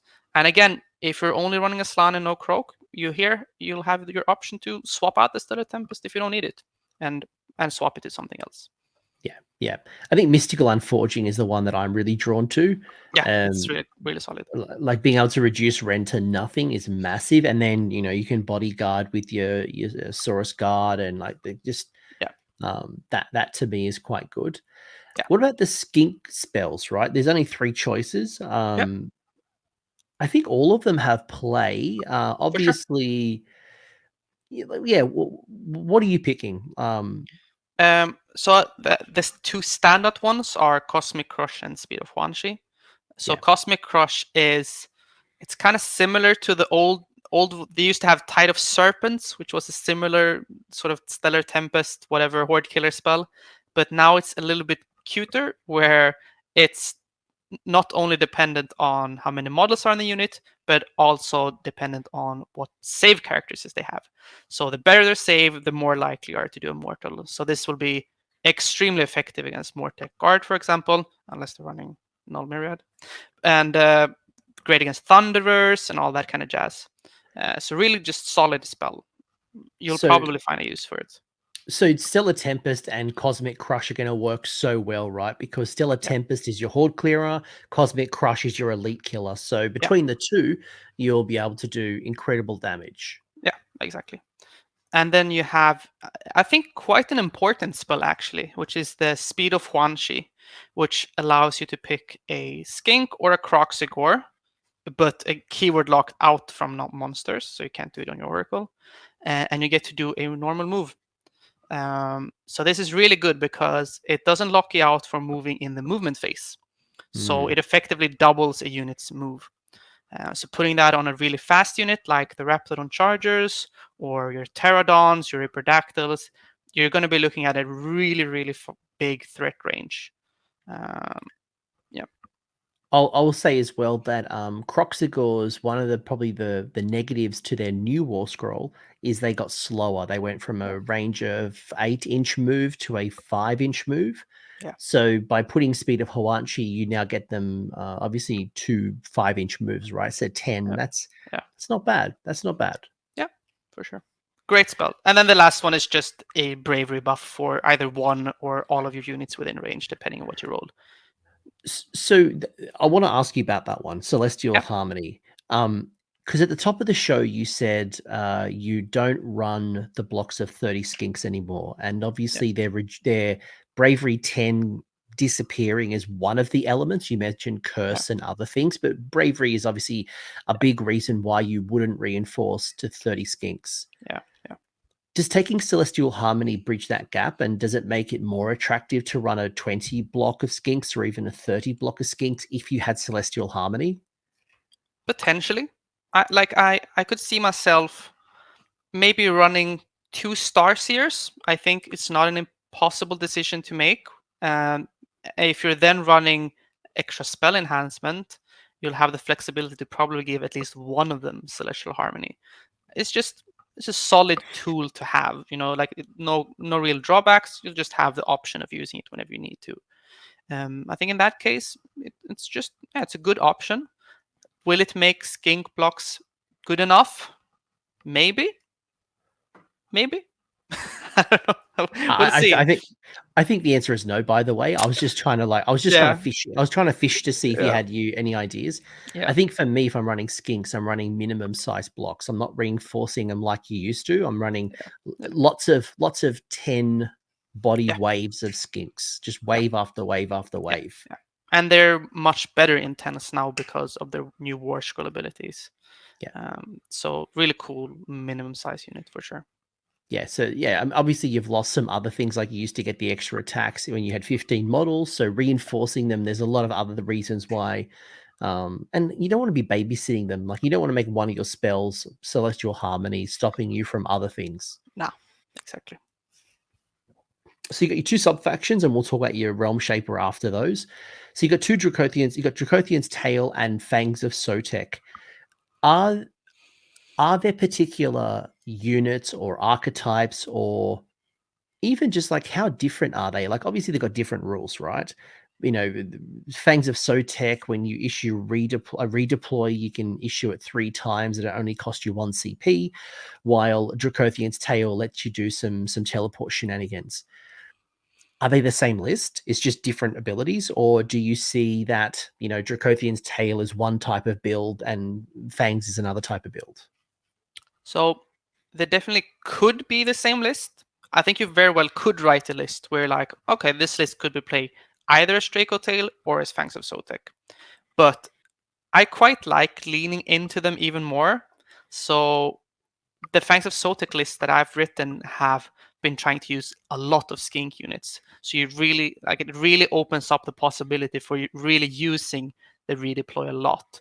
Like if you're just going to be running 2 skink, like 2 tens of skinks and 1 Raptidon Charger, like, okay, you're going to use it once, twice per game maybe, then maybe you're just better off having the flexibility of deep striking your army. And for the same way for Draco Tail, where like, okay, if I'm going to bring the sub faction that allows me to deep strike everything, I better bring something that's worth deep striking. Otherwise, what's the point? But yeah, they're quite interchangeable, I'd say. But I think you want to lean a little bit, at least a little bit, into either one of them. Yeah. Yeah. Okay. And obviously, Dracothian's Tail then means that it's basically Stormcast. You Yeah, can come it's in from reserve, and it allows you also to use the stave, right? So you can come down yeah, and be within 7 as opposed to yeah, 9, yeah. or outside of 7 as opposed to outside of 9. Yeah, this one would surely survive the FAQ. I think if they were to FAQ this day, they'd probably just say until the end of your round or something. So you could probably still do this one, I think. Yeah, yeah. I think the intention is to be able to do this. Yeah. I don't think it's broken, right? Stormcast have proven you can do the 7-inch, Yeah. and you're not doing mortals like Annihilators do. Yeah. Do you like one better than the other? I really like Fangs of Sotek, but only just because I think it's really fun to play with. I mean, it's just so hilarious to just run around with a bunch of skinks. And whenever anyone wants to move up, you're like, oh, redeploying, rolling my 2 die. Oops, okay, 5-inch redeploy. There you go. You have an 8-inch charge or 10-inch charge. And they're like, okay, shit, I'll just move over here. Oh, you're moving there? Okay, sure. I'll redeploy those spy balls as well. Oh, okay. It's a 9-inch charge for you now. Just, it'll very quickly become really annoying for your opponent. What are the units that you want to be redeploying with, and why? I think basic skinks are great options. Because like I said earlier, you don't have to be too scared to just chuck them up the board, and then as soon as they try to come towards you, you again just move back again. You're just this sort of back and forth all the time, just being slightly out of threat range, contesting objectives. I think those are great. But any of the skink units, of course, are good. The only drawback is you can't redeploy and unleash hell, so it'll be weaker if you're running Spawns of Chotex or the Raptodon Hunters. But otherwise, so good. Just use it on any skink unit. And again, it's not actually keyword locked to skinks. It's only that you get it for free to the first 2 skinks that you use it on. So you could do it on your guard or a Bastiladon or whatever you want to. Yeah. And what about Dracothian's Tail? Like, are there particular units that stand out to you more with the deep strike stuff? I think the Spawn of Chotek is cute. I think using the alternate attack, so the new Spawn of Chotek can choose between We'll a get long to it. range, We'll a long get range, to it. yeah, and a short range one. But teleporting them into the short range, I think, is a cute option. Yeah, I love the new Spawn of Chotek. We will get to the War Scroll, I swear. I swear we will. It's coming very soon, very, very soon. But before we get to that, talk to me about the Realm Shaper engine. So, from what I can see, not a lot has changed between old book, new book. The key difference is you used to be able to garrison in the Realm Shaper, which allowed you to do a bunch of things, right? Being able to reduce being hit or being able to extend ranges. Now it is impassable, so you can't put models in it and you can't land on it. Has this impacted you at all? I think it cannot be understated how strong the garrison was. If only for the fact that you could put the Ashlyth banner bearer in the temple and increase his size from this size to that size and measure from that, and his bubble would all of a sudden be cover twice as much ground. You could put all your casters in there. You could put so much shit in it.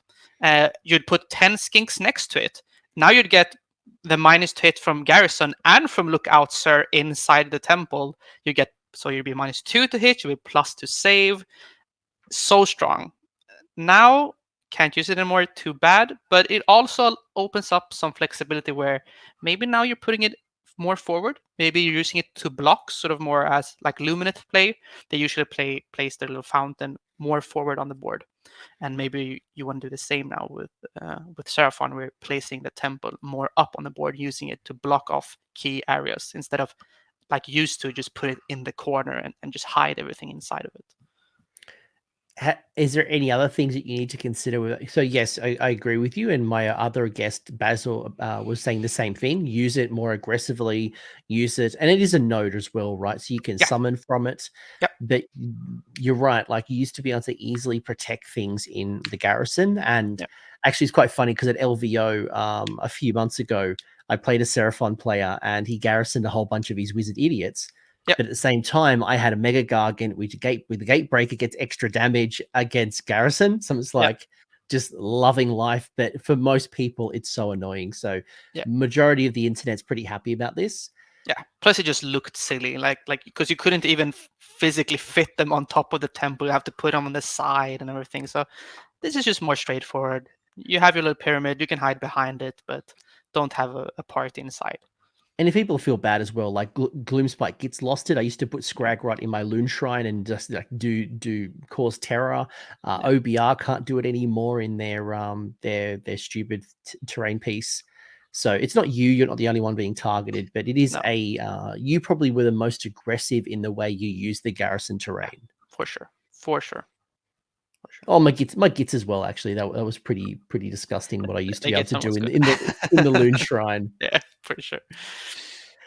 You got 4. That's 4, not that. I put my hand up. You did 3. You got 4 grand strategies. Do you have any that you would pick, or are you more leaning to the General's Handbook at the moment? I say at the moment. I do say at the moment because obviously we're a couple of months away from the new General's Handbook. Yeah, I think the Realm Shaper Guardians is a possibility. It's the classic one where protect the herd stone or whatever other options that are out there, where you just have to make sure your temple lives and there's no shit close to the temple. The reason why this one is good is because you're not looking to be too adventurous anyway. You are going to be standing next to your temple. You're going to stand out, huddle up. You're going to have your little skink screens, your guards next to you. So you're already going to stand there, defend your temple regardless. And if they do come close to you, they'll get into range of your wizards, they get closer to your nodes. So it'll effectively, like, the incentive sort of goes away. Like they'll want to come close to your temple, but in doing so, they'll also walk into danger. So I think that one is really solid. Definitely an option. From the other ones, just no. Can I ask you? You mentioned literally minutes ago that because you can't garrison in the terrain feature, that you'd be more aggressive with it. Yeah. If you pick Realm Shaper Guardians, is that still true, or are you going to put it as far away as possible? Yeah. Then it's not true. If you're going to do the Realm Shaper Guardian, you can't use it as. You're going to have to put it in the corner. I wanted to pull that insight out because I could see people picking Realm Shaper Engine, being aggressive with it. Yeah, use it as put it in the back of the backfield, make it a node, summon from it in case you need it, then use like your translocation shenanigans to move those summoned bodies around. Yeah, and I think it's way better for the Starborne option as well, because the Coalesced are going to want to push it up for like the bite effect, while we can put it in the corner if we want to and just ping out the little terrain pieces. 1,000% agree. 1,000% that's stronger in Starborne than Coalesced. When I looked at the battle tactics, I thought they were achievable, but I thought that most lists might only have 2 to 3 that they could possibly score because they are very specific, right? You got one for Croxigor, one for Agrodon, one for Monster, one for this, one for that. It's not like you're going to have a menu of options. You probably will have 2 or 3. Yeah. Am I correct? And if I am correct, very so correct. Yeah. What are the ones that you're drawing from, if any? Yeah. So Starborne has 2, potentially 3. So the first very obvious one is you just pick a unit on the battlefield, and if you kill it with mortals from a spell, you get your tactic. Very straightforward. You'll see something have 2 wounds left close to one of your nodes. So you, sorry, not nodes, skink wizards or a croak. You just cast some spells and it dies, or you already have an endless right next to it, whatever. Plenty of ways to achieve this, and you don't even have to tell which unit is going to destroy it. You just have to say what's going to die. So you'll have plenty of options to pick it off. Second option is, of course, the overwhelming numbers, which is basically you just yoink an objective and only do it using skinks. And you'll usually only have skinks, pretty much, or at least a lot of them. So very, very achievable. I could possibly see Apex Predatory being used occasionally. If you were able to chip away at a monster with like Comet's Call and other spells, then like that Troglodyte finishes it off with the spit or in combat. Yeah, for sure. Apex Predator is the third one which you can pick. I think also monsters have actually gotten better in Starborne. Like, I'd say monsters in Coalesced are maybe not as good as before, while monsters in Starborne are now a little bit more attractive. Those little 2 extra wounds that you would get from Thunder Lizards are now just baked into the War Scroll. You get those for free in Starborne. So I think there are some incentives to take monsters. So absolutely an option if you're running monsters. Yeah, and the same is true with Cold-Blooded Resilience, right? Because your Saurus would be your Saurus Guard, Yep. or if you take Croxigor, so that's another option. But you're right. I think a Celestial Obliteration and Overwhelming Numbers are probably the most consistent of the two. Yeah. And then Apex Predatory and Cold-Blooded Resilience are situational. Yeah. Overall, I'd say it's enough to have a lot of options throughout the game. Like, even just 2 extra ones is enough. It makes a huge difference having 0 like the old book and having at least 2 extra ones to pick from. I'm sure this is going to be the quickest answer to a question you're going to give me all day, but Thunderquake, yay or nay when it comes to Starborne? Nay. Because Well, because honestly, I think the biggest reason is you have to pick the steg hero. It's the biggest reason. You could actually do 2 Basties and a spawn of Chotek and maybe Croxigor, but I think it's the steg hero that really screws it up for you. Yeah, it's definitely a coalesced one. Yeah. Could you run it? Yes. Should you run it? Obviously, from a competitive point of view, probably not. Yeah. It doesn't complement all the things that we've just spoken about for the last 90 minutes. Exactly. All right. Finally. We've hit the time that I've wanted to talk. So in my discussion with Basil, I held this towards the end. In your discussion, I wanted to bring it forward because you used to see a lot of the Engine of the Gods. It was a staple to the Seraphon list. Yeah. Now, the Engine of the God has changed. So much so that it's probably the most aggressive change compared to not just like, a hit and a wound profile change and a language tweak here and there. This has fundamentally changed from the way that you generate your dice to the abilities that you get to access. Now, it's not all bad because the old Engine of the Gods was very random. It was very random.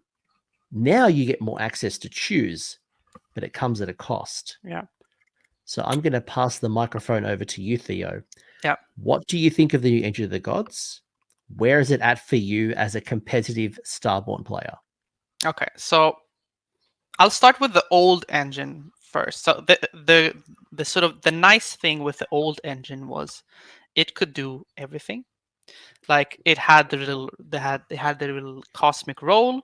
You could do it twice if you're playing Thunder Lizards. It was then also a priest. You'd maybe also make it a wizard by putting an arcane tome on it. It was a monster. It could do anything. Not like it could do everything. So flexible. It was Seraphon Superman. Let's be honest. It was a Superman, yeah. I like the engine along with the Skink Priest, I think, were the 2 most oppressive to Skink Seraphon units overall. They were so sort of catch-all, great in every circumstance. You always wanted them. There was really no reason not to play them. Now, I think what was nice with the old version was you always got an effect, no matter what, right? So usually you would run them in Thunder Lizards, to be fair. But what you could do is, if you had a Slann nearby, you would get an extra die to the roll. So what you could do is, if you were particularly interested, for example, in the healing all monsters around you, you could choose to omit the extra die and sort of go for the heal. And if you're looking to do mortals or summon, you do the extra die. Now, what I very, very heavily dislike with the new engine is you pick an option, but then if you fail to roll that thing, instead of getting another effect like it used to, like let's say I wanted to get the heal, but instead I got the mortals, I'd be like, no heal, but at least I get the mortals, right? Now you're out of luck. Now you just take mortals for yourself. Yeah, that's what I was going to say. I was going to say, you get mortals, but you cop the mortals. You take them. Yeah. So So, folks, just if you're listening to this on audio like a podcast, basically the way it works is, and this is probably the other gripe that people have, is in the shooting phase, you can say that the unit is either going to harness or reserve the power. So, if you've ever fought, let's say, the Magma Droth, is probably the closest example.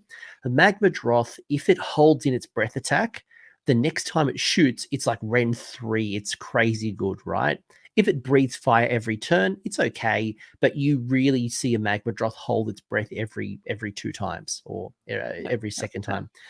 So the same is true, right? So every time you hold on to a shooting attack, you get an extra dice. So you start with 2 dice. If you, let's say, turn 1, you don't shoot, which probably wouldn't normally, you'd be on 3 dice in turn 2, which is great. There's no extra dice with the Slann. And then there's 4 options. So you can choose the option, not the old one where you just roll dice and you pick a number.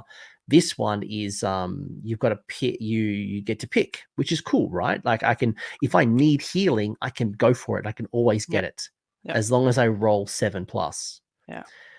Now, the problem lies is, well, I think the main problem is you pick the one you want, but then instead of just sort of getting like, for example, like before where you were aiming for a 13 but only got a 10, what would happen is you just downgrade the version to the 10 roll, right?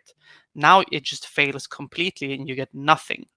So I think an easy change would just be to remove the picking of the effect. You just keep, or you roll the 2 die or keep them and roll like before. I think would be a reasonable change that I don't think would break the engine. I think also the main problem is it was costed from how strong it was in the old book.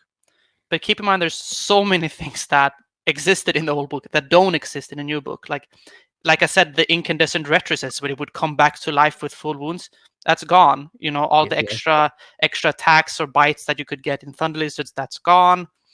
it used to have the priest keyword. Yeah, it lost. It lost the priest keyword. Putting the arcane tome on it is no longer as good as it was before. So there's just 1, 2, 3, 4, 5 small nerfs that all add up to a unit that's kind of trash. All right. So, couple of questions. Yeah. What would it take for you to take the Engine of the Gods? As is? Yeah. Like let's say War Scroll. What if it was 200 points? So it's currently 300 points. What if it was 200? 200. If it was 200, I might consider it. But how I'd use it then would be I'd save a die and I'd only roll it every second time for the one where you pick a unit within 24 to take mortals, and I'd only use it for that. If it got the priest keyword, would you pay 300 for it? Absolutely.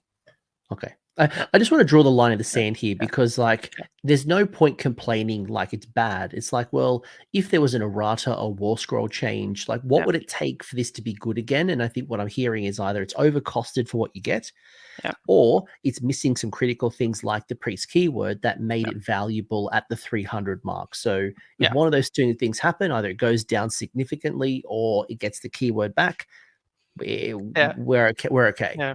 It's kind of silly when you think about it, like how highly I value the skink keyword, you know, like the priest keyword. The priest keyword. Yeah, like, you know, just adding the priest keyword to the engine just instantly increases its value, you know, by over 100 points, I'd say, just for how important that is. Well, it's because, like, for example, I play a lot of Daughters of Cain, and I love Curse, but one of the problems is getting a priest in range within 9 inches is such a big, it's a risk. But when I get my priest on a Cauldron of Blood that has like 14 wounds that can handle combat, it's no risk. The Engine of the Gods used to be your version of that because you could get this within 9. You don't care. Yeah, it was exactly that. It was such a great piece to you just walk it forward. You'd put even better. You'd put a few skinks in front of it. So you want to charge, sure, but just know that afterwards you're going to get cursed, and then my army is going to come into you. So yeah, huge difference from before. It's cute, I get it, but I think it's a little bit too harsh. It's too punishing. Like, imagine you summon up, you save up for the 13+, right? You save it for 3 rounds. You're like, here go my 6 die, and you roll it, and you get like, oh, it's 9. Shit. Okay, I guess I just take 3 mortals now and do nothing, and I've waited for 4 rounds. Like, I think for me, the other one is Healing Light is so short range at 6 inches. Like that kills me. yeah, Like 6 inches is nothing. Yeah.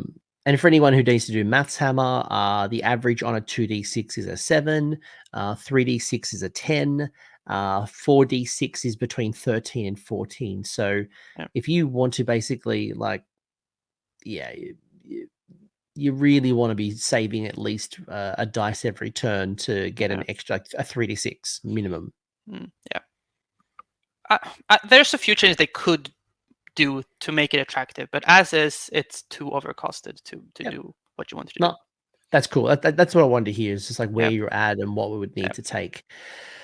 Let's not rapid fire, but let's, without going into every single particular detail. Yeah. These are new units, by the way. You got like heaps of new units. So we'll Yeah. start off with the Croxigor Warspawn. There are 2 versions of Croxigor now, brand new model.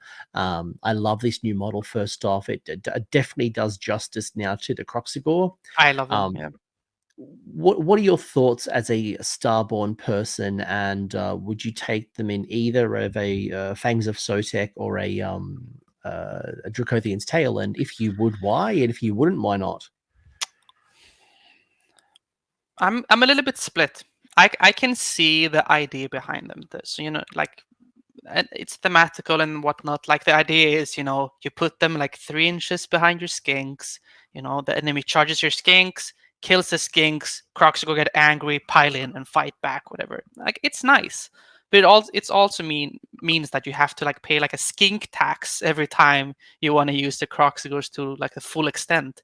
Like, you'll almost actively be charging in skinks to trigger the Warspawn extra attack. Where you could instead use the skinks for something else. So you're paying a price to use this ability. And then they've also given it this rule where it doesn't have its own leader, but it can be commanded by a skink unit's leader instead, which is, it's fun. I get it. Like, the point is that it's supposed to be around skinks, but it just sort of ends up hampering you. Like, it doesn't add anything for you. It just makes it more difficult to use in favor of like flavor. So that's, I think, is the main drawback. And also the fact that when you look into it, normal Croxigor are almost slightly better than the Warspawn version point for point, which is also a little bit odd. Okay, so let's start off here. Would you take Croxigor? Just hold like as a concept. This Croxigor concept. Would you take them as that second wave of attack after the skinks? Yeah, for sure. Yeah, I like the idea, and I don't think there's other options that are as good at doing that as the Croxigors are. They're the best at counterpunching behind skinks. I agree. You can't rely on all your damage just coming from your mortal wound spells alone. Yeah. And now that you lost some of those shooting damage you used to have in the old book, something needs to step up. And I can definitely see the Croxigor being someone who could step up. Yeah. Then my second question is, if you were going to take Croxigor, is it this one, the Warspawn, or is it the generic Croxigor version? I think you'd go for the generic Croxigor version, just because you don't have to deal with the hassle of the extra rule, and you get them a little bit cheaper.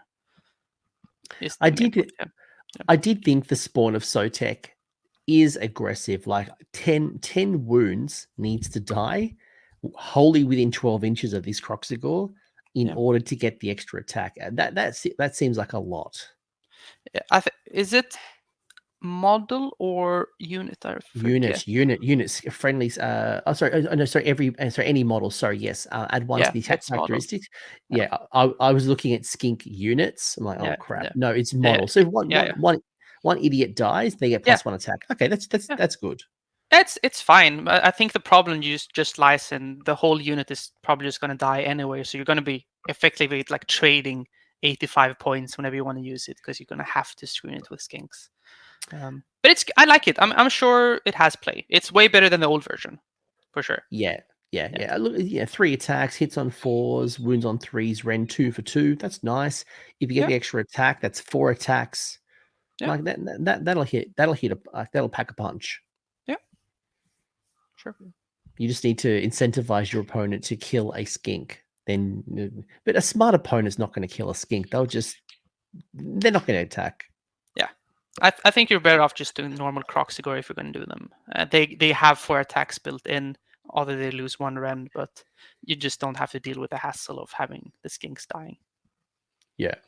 And they do get the vice-like jaws. They're not, the mortals are nice, but you just don't get the improved ones for Coalesced. Yeah. I think that's one of the big drawbacks. Like the vice-like jaws that's a really good rule, because you can very easily have all 3 in, so you get 9 die very easily. But being only on 6s instead of potentially 4s in Coalesced Claw really also shifts the value of them. You're looking at average 1.5 to 2, 2 mortal wounds at best on average. Yeah. The Saurus Scar Vet on Agrodon. When I talked to Basil, he was saying that like as an individual war scroll, it's not that great, and you probably definitely want to pair it with the Agrodon Lancers. But as a pure individual hero in a Starborne, would you take it? Why or why not? I don't think you would take either him nor the Agrodon units. I think their purpose is to very quickly go up the board and lock units down in combat with defensive abilities like the minus damage, a mystic shield, or whatnot. But you lack those really key defensive ways to buff them. Even the -2 wound, it's keyword locked to skinks. You can't put that on the Agrodon Lancers, and they don't get the scaly skin, of course. So I think you're paying way too much of their value is tied to Coalesced, so to say. Like they're costed to be a Coalesced unit, not a Starborne unit. So you're paying like a Coalesced tax only to use half of the rules. What about in a Dracothian's Tale where you could come in from 9? These guys get +1 to their run and charge rolls, which is nice. That means a 9 becomes an 8. Yeah. And with the artifact, that would turn a 7 to a 6. Yeah. Would that work in Dracothian Tale? It would. I'd just rather do the Raptidons. They'll be cheaper, they'll be skinky keyworded, and they'll be faster when they're out of combat. Okay.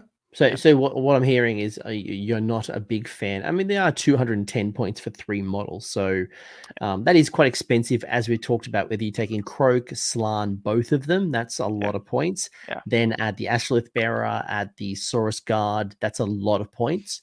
Yeah. Do you add Lancers? No, you don't. For 3 models. Yeah, no. I think you're so starved with points in a Starborne list. You're paying so much caster tax and guards and spells that those few key pieces you put in towards the end really have to be your sort of bang for your buck. Like you can't splurge those extra 60 points to upgrade your Raptidons to Agrodon Lancers. You need those 60 points for something else. Yeah, like also we didn't talk about like endless spells. It means you wouldn't be taking endless spells. Like where does the list? I mean, I think there's some play, but I think your points are so finite in Starborne that I think I'm looking at the value for money with chaff and skinks and bodies to protect you from getting to my juicy Slann center. Yeah, correct. Especially if you can't project your power from shooting. But something that can shoot is the new version of the Razordon. So this is the spawn of Chotek. Chotek being the sun god, and it's cheaper than the old Salamander. It has a long range shooting attack. It doesn't do mortals, but it does do a bunch of things. Mm-hmm. Where do you stand on the spawn? I love the spawn. I love the spawn. So do I. This is sort of a room splitter or whatever. Like some people absolutely hate it. Some people are like, "Holy shit, the spawn of Chotek is so good." And I think the first thing people do is they look at the 24-inch range, say, "Oh, it's one shot 4+. There's a 50% chance I'm doing nothing." While yes, that is true, I more choose to look at it as a middle range shooting unit that has the 12-inch range. That's its main profile. The other one is just a bonus you get to do whenever you can shoot anything 12-inch.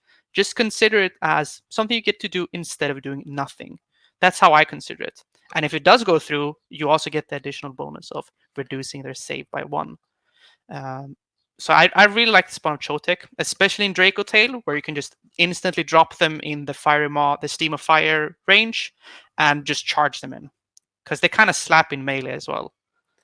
Yeah, because you could drop outside of 9 and the shooting attack is outside of 12. So, so 12 inches. So you'd always be able to slap or. When you say that it's a bit divided with opinion, is that because you're not doing mortals anymore? Is it because of that 4-up only? I Or is think it it's the something else? it's the unreliability. I think people sort of decide the value of the spawn of choke take only out of the glob of flame acid shooting profile, which is just 1 attack force. And I agree that that's very unreliable, but you're only paying 125 points for it. It's very cheap. It's on 8 wounds, quite high already for the points. I mean, even like a skink screen, it's 10 wounds. Like you're not paying that much extra for it. It's on a 4+ save, and it's a really, really good teleport target. It's great to just chuck it forward. You can put some skinks behind it. That's the other second good option of a counterpunch unit is you have the spawn of Chotek behind a skink screen, and then you pile in and bite them afterwards with the spawn of Chotek. So I really like it. You just have to change how you view it. I don't view it as sort of an artillery long range shooting, more of a middle range sort of fighty shooter unit. Yeah, I think for me, regardless if I'm Dracothian's Tail or not, I'm looking at the 12-inch attack as my primary attack, Yeah. and my turn 1, turn 2, maybe I'm using the glob. But as you said, Dracothian's Tail, I can just put it in specifically to where I need it to be and do 12 inches. Yeah, and it'll average a lot of damage if you're shooting into a screen. Like it'll almost single-handedly just lift the screen. Yeah, yeah, So 2 to hit, 3s to wound, Ren -2 for 1 damage. So yeah, and you can have up to 10 attacks. it's a lot of damage. Yeah, For 125 points. I think 425 points exactly. That's the piece. If you were paying 200, yeah, this is hot garbage. Yeah. But 125 points, that's nothing. No. And it fills a Nothing. role that you lack. Yeah. So there are 2 versions of the Raptidons. You have the Raptidon Hunters and they have the Raptidon Chargers. So the Raptidon Hunters are a little more shooty, a little bit more skirmishy, and they synergize well with the Raptors. So there is a bit of a tag team partnership between the 2. Let's start off with the Hunters. Would you take the Hunters and just the Hunters by themselves? And if you did, why would you take them? Okay, so if we're looking at just the Hunters by themselves, then just a hard no. They are way too weak for what you're paying to play only the Hunters. A lot of their value, in fact, half of their shooting value, comes from having Chargers together with them. So if you're ever looking to bring Hunters, you're also bringing Chargers. Now the question is, are they worth bringing over Chargers? That's a different question. And a lot of people are just saying flat out no. They're saying no to the Hunters. We're doing only Chargers. But I think maybe they have a place somewhere. We'll just have to figure out like how badly do we need the shooting? How much sort of front-loaded damage do we need? Because you can do more single target damage when you both charge in, fight, and shoot twice into like a single unit. So it's going to depend where the meta is. Yeah, I think with the Raptidon Hunters individually, if you just want like a skirmishy type unit, you've got Hunters at Hawachi, you've got your Pterodons and your and you've got so many options for this.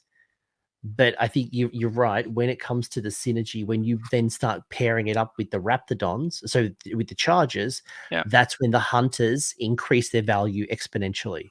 Yeah, exactly. And talked about the Chargers. Now talk about the combination too. Yeah, so Chargers they're our best new unit for sure, at least in Starborne. They are incredible. Like especially like MSU, just 5 Raptidon Chargers.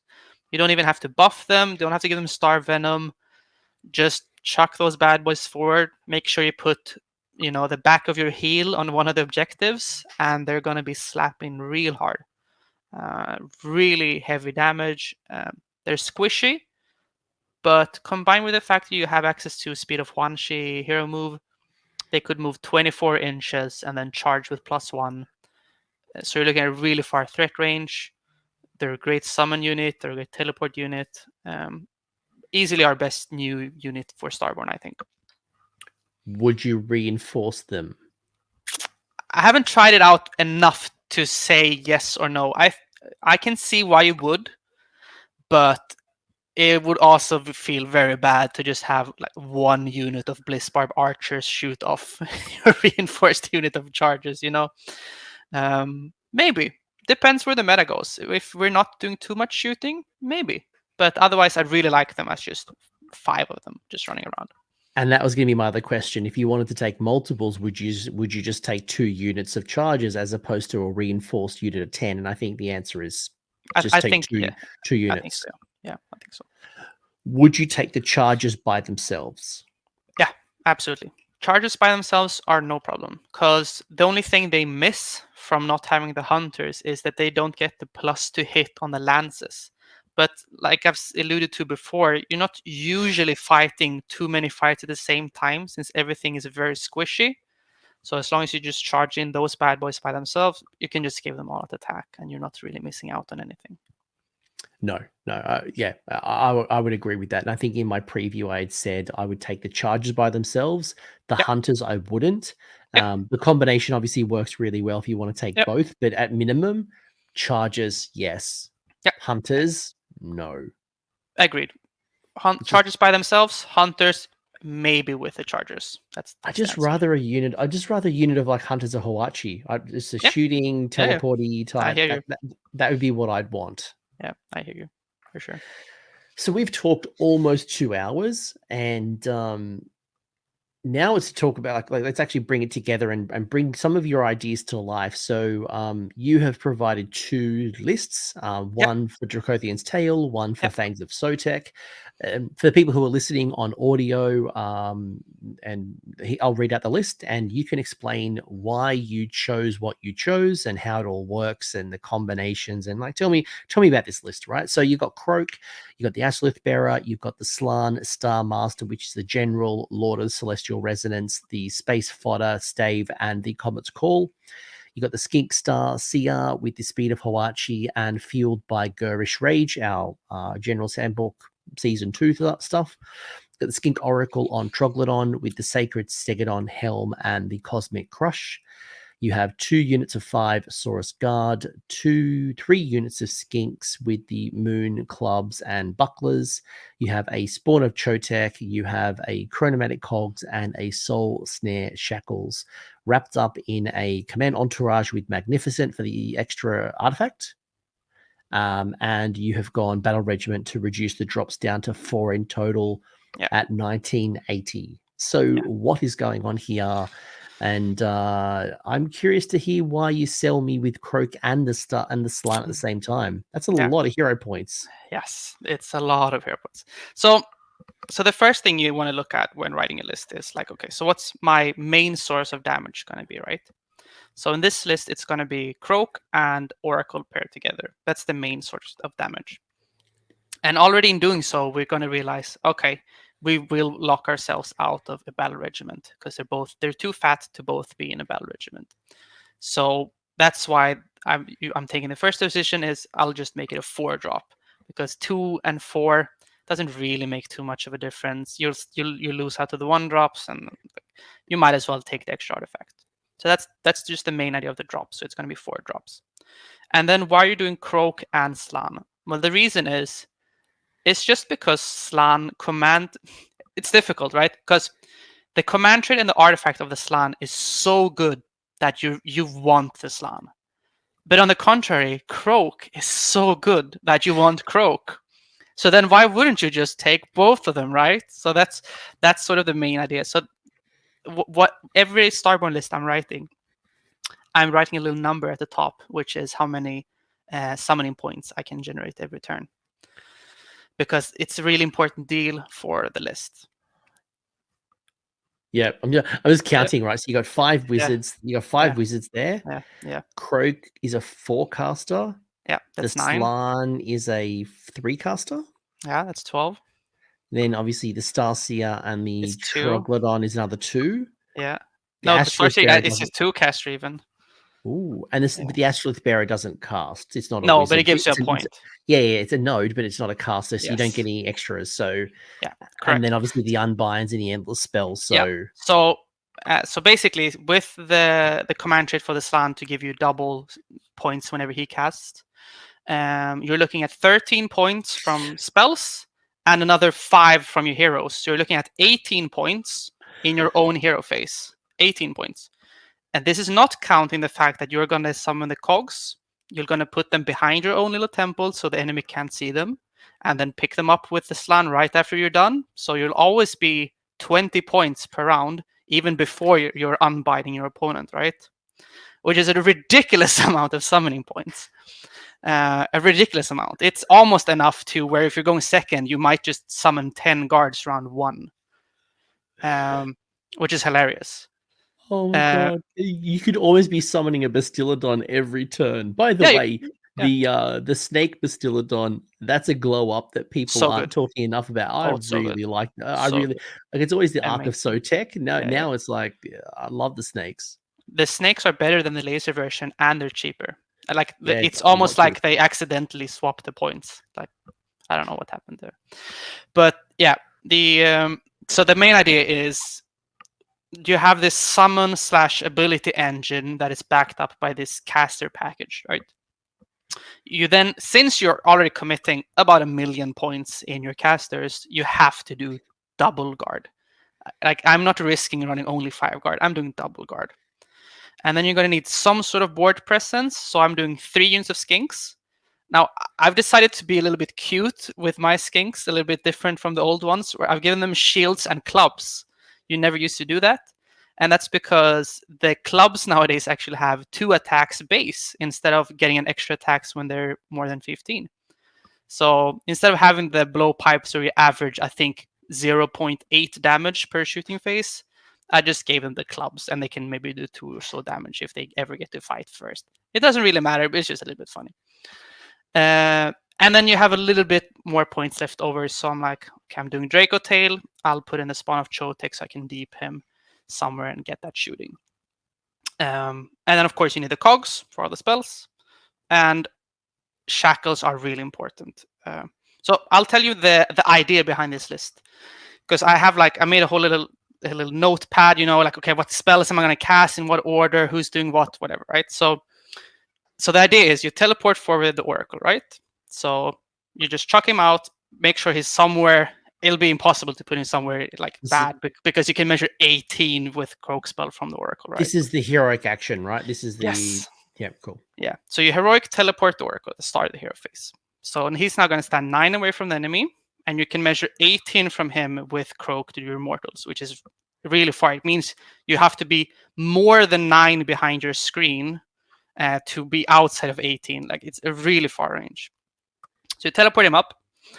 Slan gives everyone +2 cast as his war spell. So now the Starseer is going to be +2 because it's also next to the flag. Slan is going to be +2. Croak is going to be +4 to cast. So you're looking at really high value casting, and you have. So now you put out your cogs with your Starseer, hide them behind your little temple. Slan summons the shackles inside of the enemy unit, like the entire deployment, right? Because you can measure from the Oracle, it goes really far with the flag and everything. So you're tagging everything with the shackles. It does its Comet's Call, you do some mortals, you do a little pyramid thing, you do some mortals, and then you bomb 4 times with Croak. What I think you might do actually is you do 3 times, and then the 4th spell you have to decide, okay, do I need this mortal, or do I maybe want to do one of the defensive Slan options of either -2 wound or removing the rend, right? But yeah, you just unload everything. You do all the spells, you can get up to 18 points. And then, yeah, I mean, after you just take it from there. Like the first round is going to be devastating. So after you've done all your mortals, what you do is you move up all your stuff and you go into the deep strike phase, right? Because you're playing Draco Tail. Did you say just before we get into this? Did you say you get +4 to the casting on Croak? Yeah, his +2 base. He gets Yeah. another from the flag, and then the Slan's War Skull spell is all casters gets +1. Sorry, all casters but himself get +2 cast. Yeah, because I'm like looking at the Lord of Celestial Resonance. I'm like, wait a second, that's unbind. That's not casting. I just wanted to No, quickly, yeah. thank you. Yeah, Like, that's the new Slan spell that they have yeah, instead of Comet's Call. So he would nice, cast on nice. +4, That makes sense. which is really funny.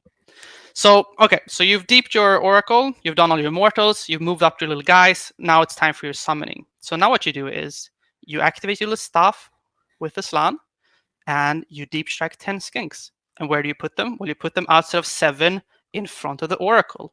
Now your Oracle has a nice little screen in front of him, so he doesn't even have to be countercharged. So even if they manage to dispel your shackles, which they might not get, so they'll be locked from charging, but if they do, they'll still have to go into skink screen in front of the Oracle before they can even get to him.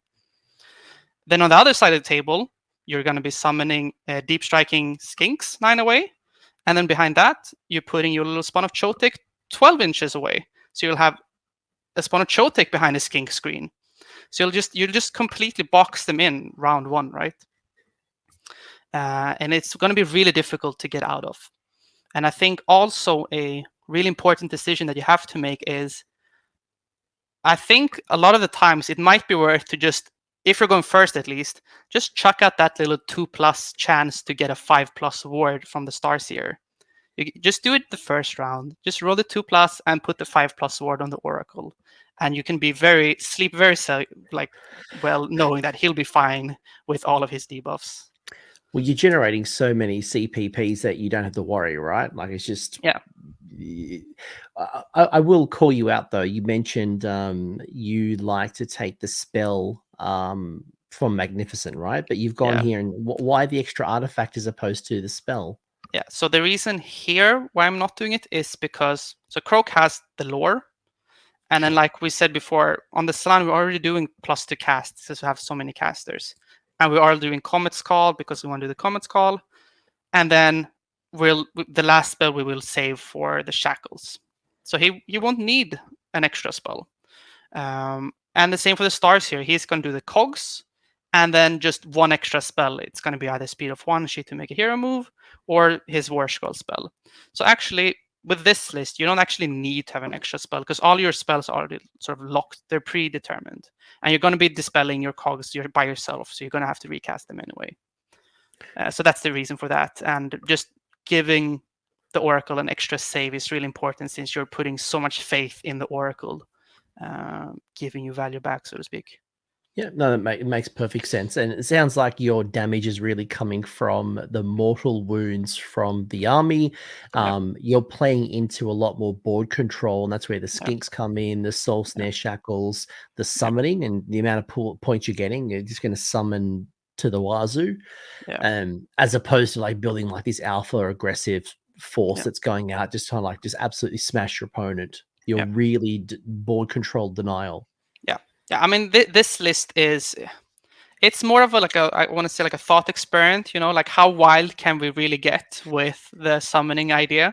I mean, you're giving up a lot of stuff to be able to do this. You don't have a lot of shit. It's the 10 skink, 3 times 10 skinks is what you're going to be having out on the board. The rest has to come from your summoning.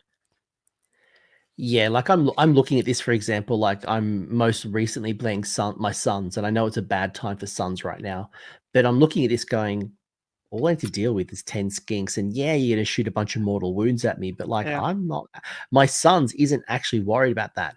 But my Stormcast, I'm like, oh, I can't handle that many amount of mortal wounds, especially if you generate if you do a 10+ on those Comet's Call, that's a bad time for my people. Yeah, for sure. It's going to be a very polarizing list. Some matchups are going to be absolutely terrible for your opponent. Like they won't have any counterplay. They won't have good screens, enough good screens. They won't have any spell ignores, no way to unbind you, and you'll just absolutely demolish them with your spell phase. While others will, for example, Khorne will be absolutely awful. I don't even want to think about it.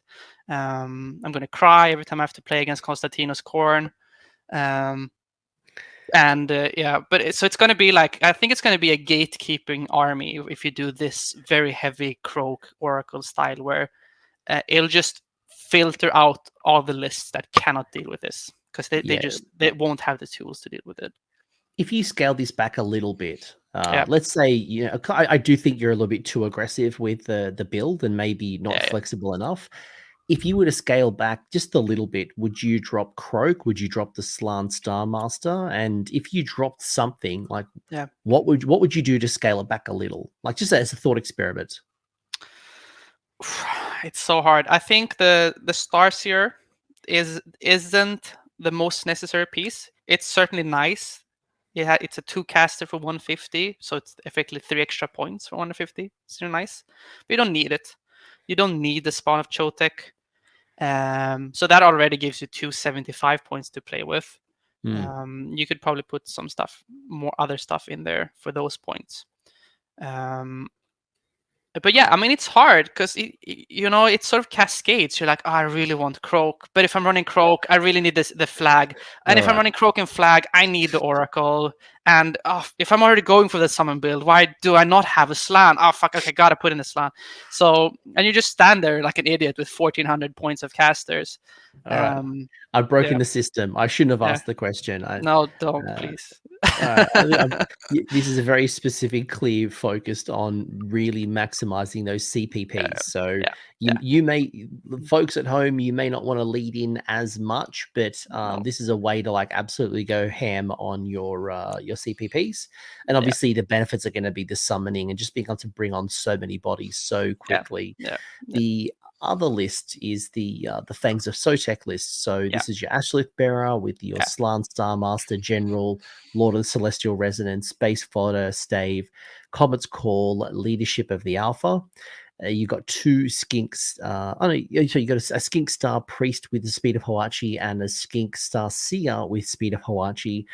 You've got a unit of Saurus Guard. You've got 4 units of Skinks, all with the Moonstone clubs and bucklers, 3 units of Raptidon chargers, 2 units of spawns of Chotek, Ravaging, Gnashing Jaws, and Quicksilver Swords coming in a 2-drop. So this is a double battle regiment, much less on the CPPs, but more bodies, way more bodies than the last list. So I tried to make 2 contrasting lists so we can sort of see where we can take Starborne as they look at the moment. So here you have way more board presence. I mean, now we're talking 7, 8, 9 units that can all be out on the board instead of the 3 skinks that we had in the last list. So what we're doing here, it's more of a middle ground. You're still getting plenty of points. You're getting 6 if everything goes off from the Slan, another 3 from the Skink Wizards if they go off, so that's 9, and then an additional 4 from the things. So you're still getting 13 points. 13 points is a lot. But what you're missing is the Croak Bomb. So you're missing those 12 or whatever D3 mortals, which is a lot of mortals. But you are getting instead a lot of chargers and double sponsored Chotek, which I think is kind of cute. So the idea here is you're just trying to be as annoying as possible. You're just trying to put skinks everywhere, always redeploy them. Chargers fight something. If they want to come for the chargers, you redeploy those back. You put your spawns behind the skinks, you summon more skinks in front of the chargers, you redeploy everything back, and you're just like a attrition, just slowly you're going to win by just holding more objectives. It's like the main idea. You're just running around holding objectives. And I think the double spawn of Chotek is cute. A fun thing you can do with this list is you gather up your 16 points, you summon in a 3rd spawn of Chotek, and you can give all of them all at attack with the Leadership of the Alpha from the Slan. So you'll have 3 shots with 3s and 3s if you really need the rend, making your Raptidon charges rend 3. So yeah, I mean, it's a fun list. This one will be difficult to play as well, though. You're very, very susceptible to any shooting. Very squishy.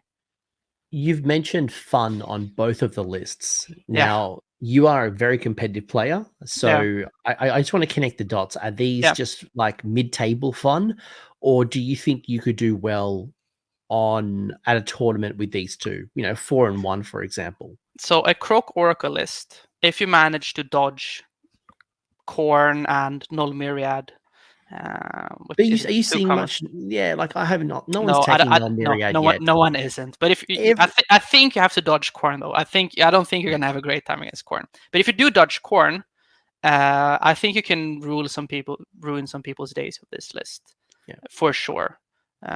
Especially if you can have the choice of going second. It's gonna be really oppressive if you get the double round with 2 waves of mortal wounds before they can respond. Yeah, this could be really bad for the Galatian champions right now because there's a Yeah, lot of like 5-wound idiots, and yeah, with with Comet's Call, you just pop them. You'll pop them. yeah. I mean, like if you're lucky, you can pick up all of their small heroes with the Comet's Call and the Croak thing, and then they won't even have the chance to dispel your shackles, which is now in their army. Now they can't even charge you. There's no way to charge you. Yeah. So this is a polarizing list, but it'll absolutely demolish some armies.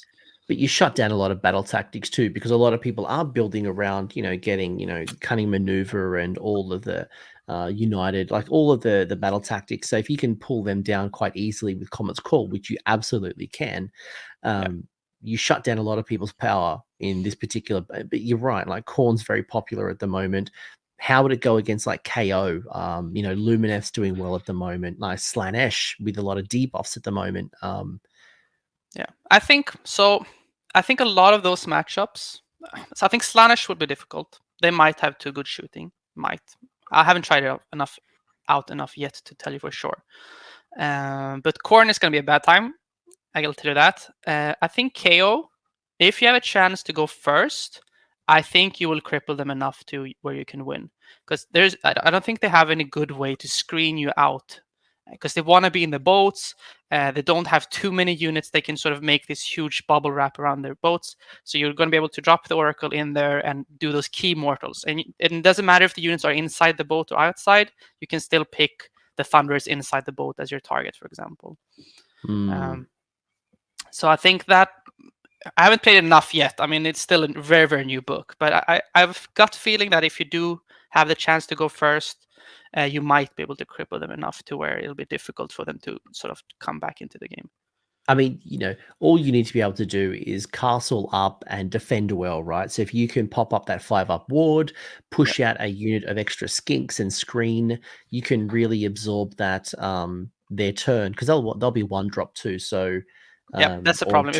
If they're 1-drop and they get to go first, they might just do enough damage to just cripple all your magic phase. Well, usually they want to go second, so they can go for the double between Yeah, 1 and 2. So if they can yeah, get the double, yeah. again, that's where your 5-up ward's coming in. But right now, you're saying that you're feeling good.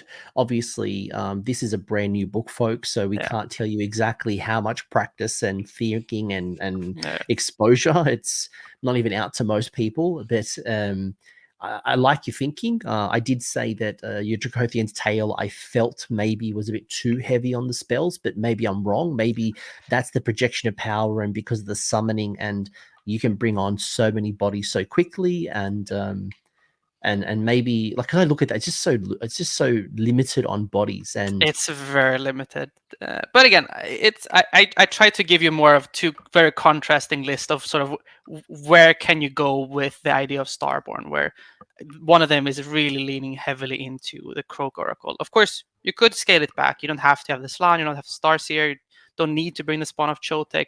Now all of a sudden you can still keep your Croak Bomb, but you can fill it out with a bunch of other stuff like meat in your list.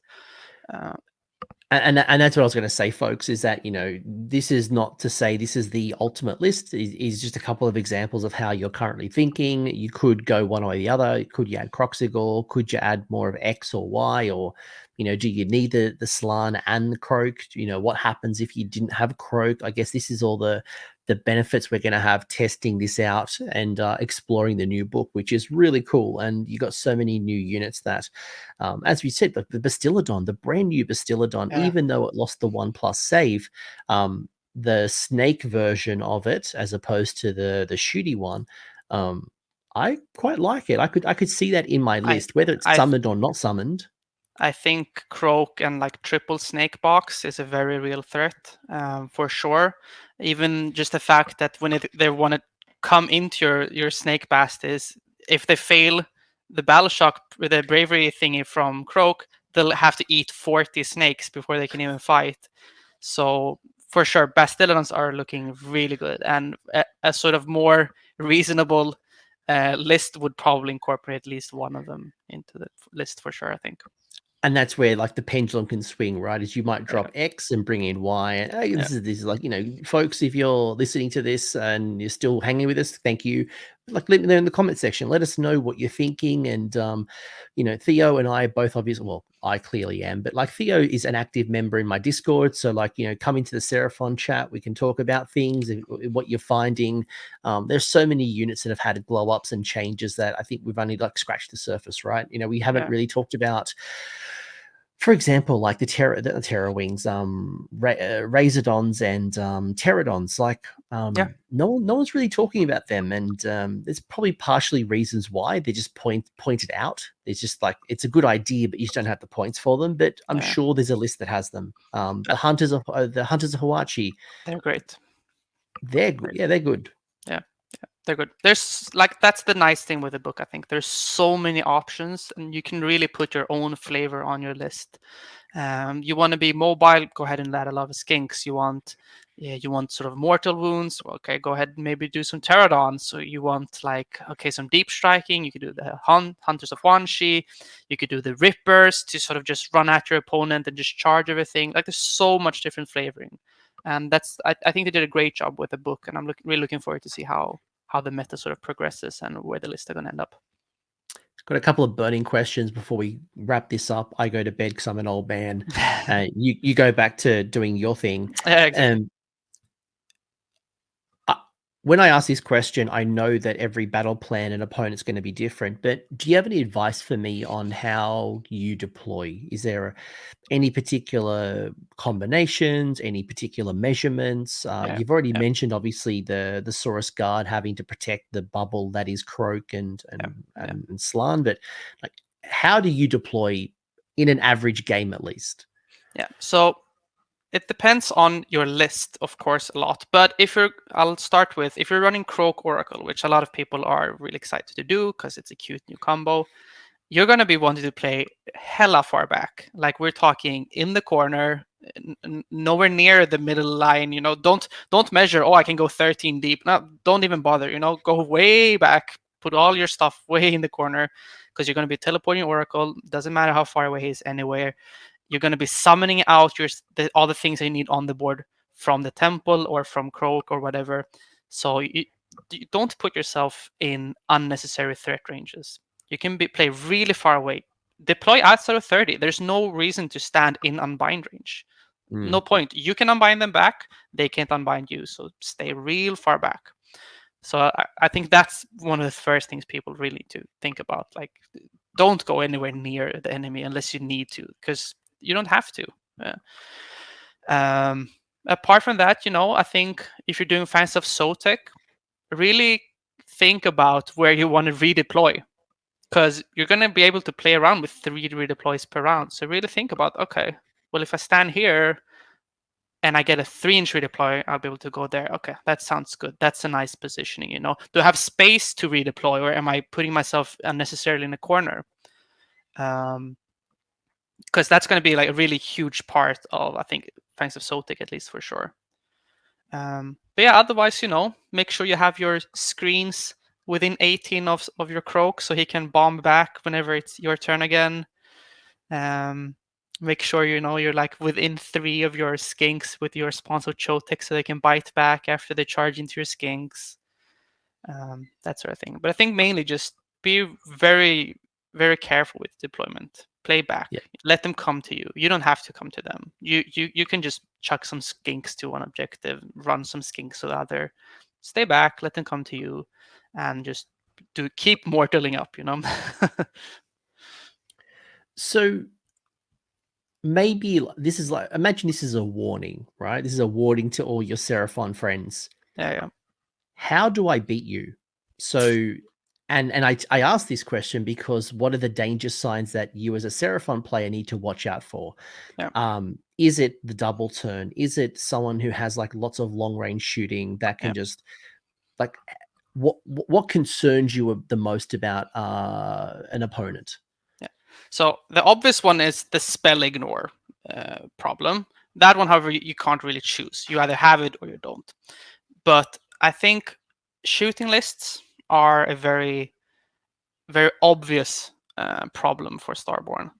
And just that, like, lists that have enough projection where they'll eat through your guards and start picking off key pieces. So, for example, let's say Lumineth Sentinels, Long Strikes, and Judicators and Stormcast, Yeah. double shooting Marathi Bow Snakes, KO, obviously, Yeah. those types of lists. I think lists that really rely on like sort of volume of die will be especially good. Like Bliss Barb Archers, I can tell you already, with haven't tried the matchup yet, it's gonna be bad because uh, they're gonna have so many die that all your shit will die, or they'll just pick up your Oracle round one because you can't stop them from picking up your Oracle, right?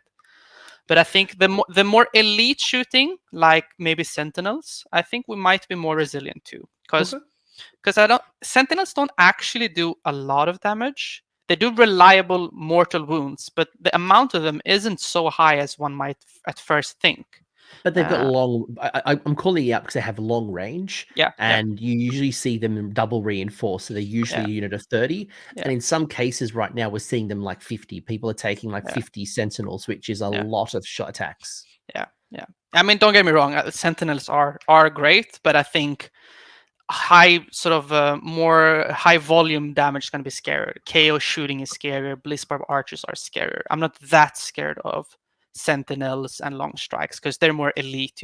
They're just Long more about strikes. just Yeah, long strikes definitely, and yeah, you're hoping for the spike on mortals. Anyway, like yeah, that's not the point. Okay, that's yeah. that's the type of shooting you're worried But yeah, about. the shooting. But I'd say otherwise, honestly, probably unless you can really very 100% sure destroy the castle, maybe don't bother with the castle. Maybe just pick off all the stuff that's out on the board. Kill the skinks, kill whatever the spawns, whatever the shit out on the board, and just spread out. Grab objectives and play that way. You don't necessarily have to come in, and if you're seeing, oh, they have 10 guard and they summoned another 10, they're standing there with 20 guard. Okay, well, let them stand there with 20 guard. Kill the skinks, hold objectives, spread out so not everything is in range of the mortal wounds, and win the game that way. You don't have to kill your opponent. I mean, it's a point game at the end of the day. It's the classic advice you give someone who struggles to beat Archaon. It's like, well, don't fight Yeah, Archaon. yeah, Go fight everything else. Go yeah, get 1, 2, and more on your objectives. Go score yeah, your battle tactics. And yeah, they're going to be doing mortal wounds and it sucks. But if they're controlling one objective, two at most, you yeah, should be able to win on points. yeah, exactly. And if you can kill the Oracle is a great target. Because it's a Yeah. really important buff piece in the army. Yeah. It's always one of the first things I go for. Like, it makes sense to shoot at Croak or the Slan that just bounces off and it's Yeah, frustrating because you can yeah, rally, you yeah, can yeah, bring exactly. back. Yeah, But if you take that Ashlith Bearer, there's a couple of things that happen. Obviously, the ward is one, the node is another. There's a few things. yeah, It's a for sure, protect that Ashlith Bearer. for sure, for sure. Is there anything else you want to share with me about Seraphon? Okay, we could talk forever, mate. I think Yeah, it's such a deep book that for we sure. probably could take forever. And again, this is an early thoughts video, so Yeah, you're yeah, going to play more games and you're yeah, going to get more practice. And a couple of months' time, there's going to be a new General's Handbook. So who yeah, knows what the battle tactics and the meta is going to look like? And yeah, for sure. but like, is there anything else like your current thinking that you'd want to share at this particular point? I don't know. Just I'm just really excited to be able to try everything out. Honestly, it's gonna be fun to try out some new different archetypes that you didn't use to be able to play in Starborne. I mean, I'll still try. I'll try a few games with my 80 skinks, see how they do. Maybe they're still good. Who knows? I think I've been reading a lot of like Seraphon guys talking, and a lot of them are like a little bit pessimistic, I think. They're like, oh, look at this and this and this and that. It isn't as good as before. Look what they did to the engine, whatever. And yeah, sure, a lot of stuff isn't as good as before, but there's plenty of other units to compensate for it. And while not as sort of very obviously strong like the new Soulbite book and other very recent releases, I think everything is very solid, and I think you'll be able to see it stand up to any meta, where you'll have tools for all occasions for sure. Yeah, I'm feeling that. I think you Yeah. play in a lot of spaces. Like it's always weird, right? Because as I Yeah. mentioned, in a couple of months' time, we'll have a new General's Handbook. So who Yeah. knows?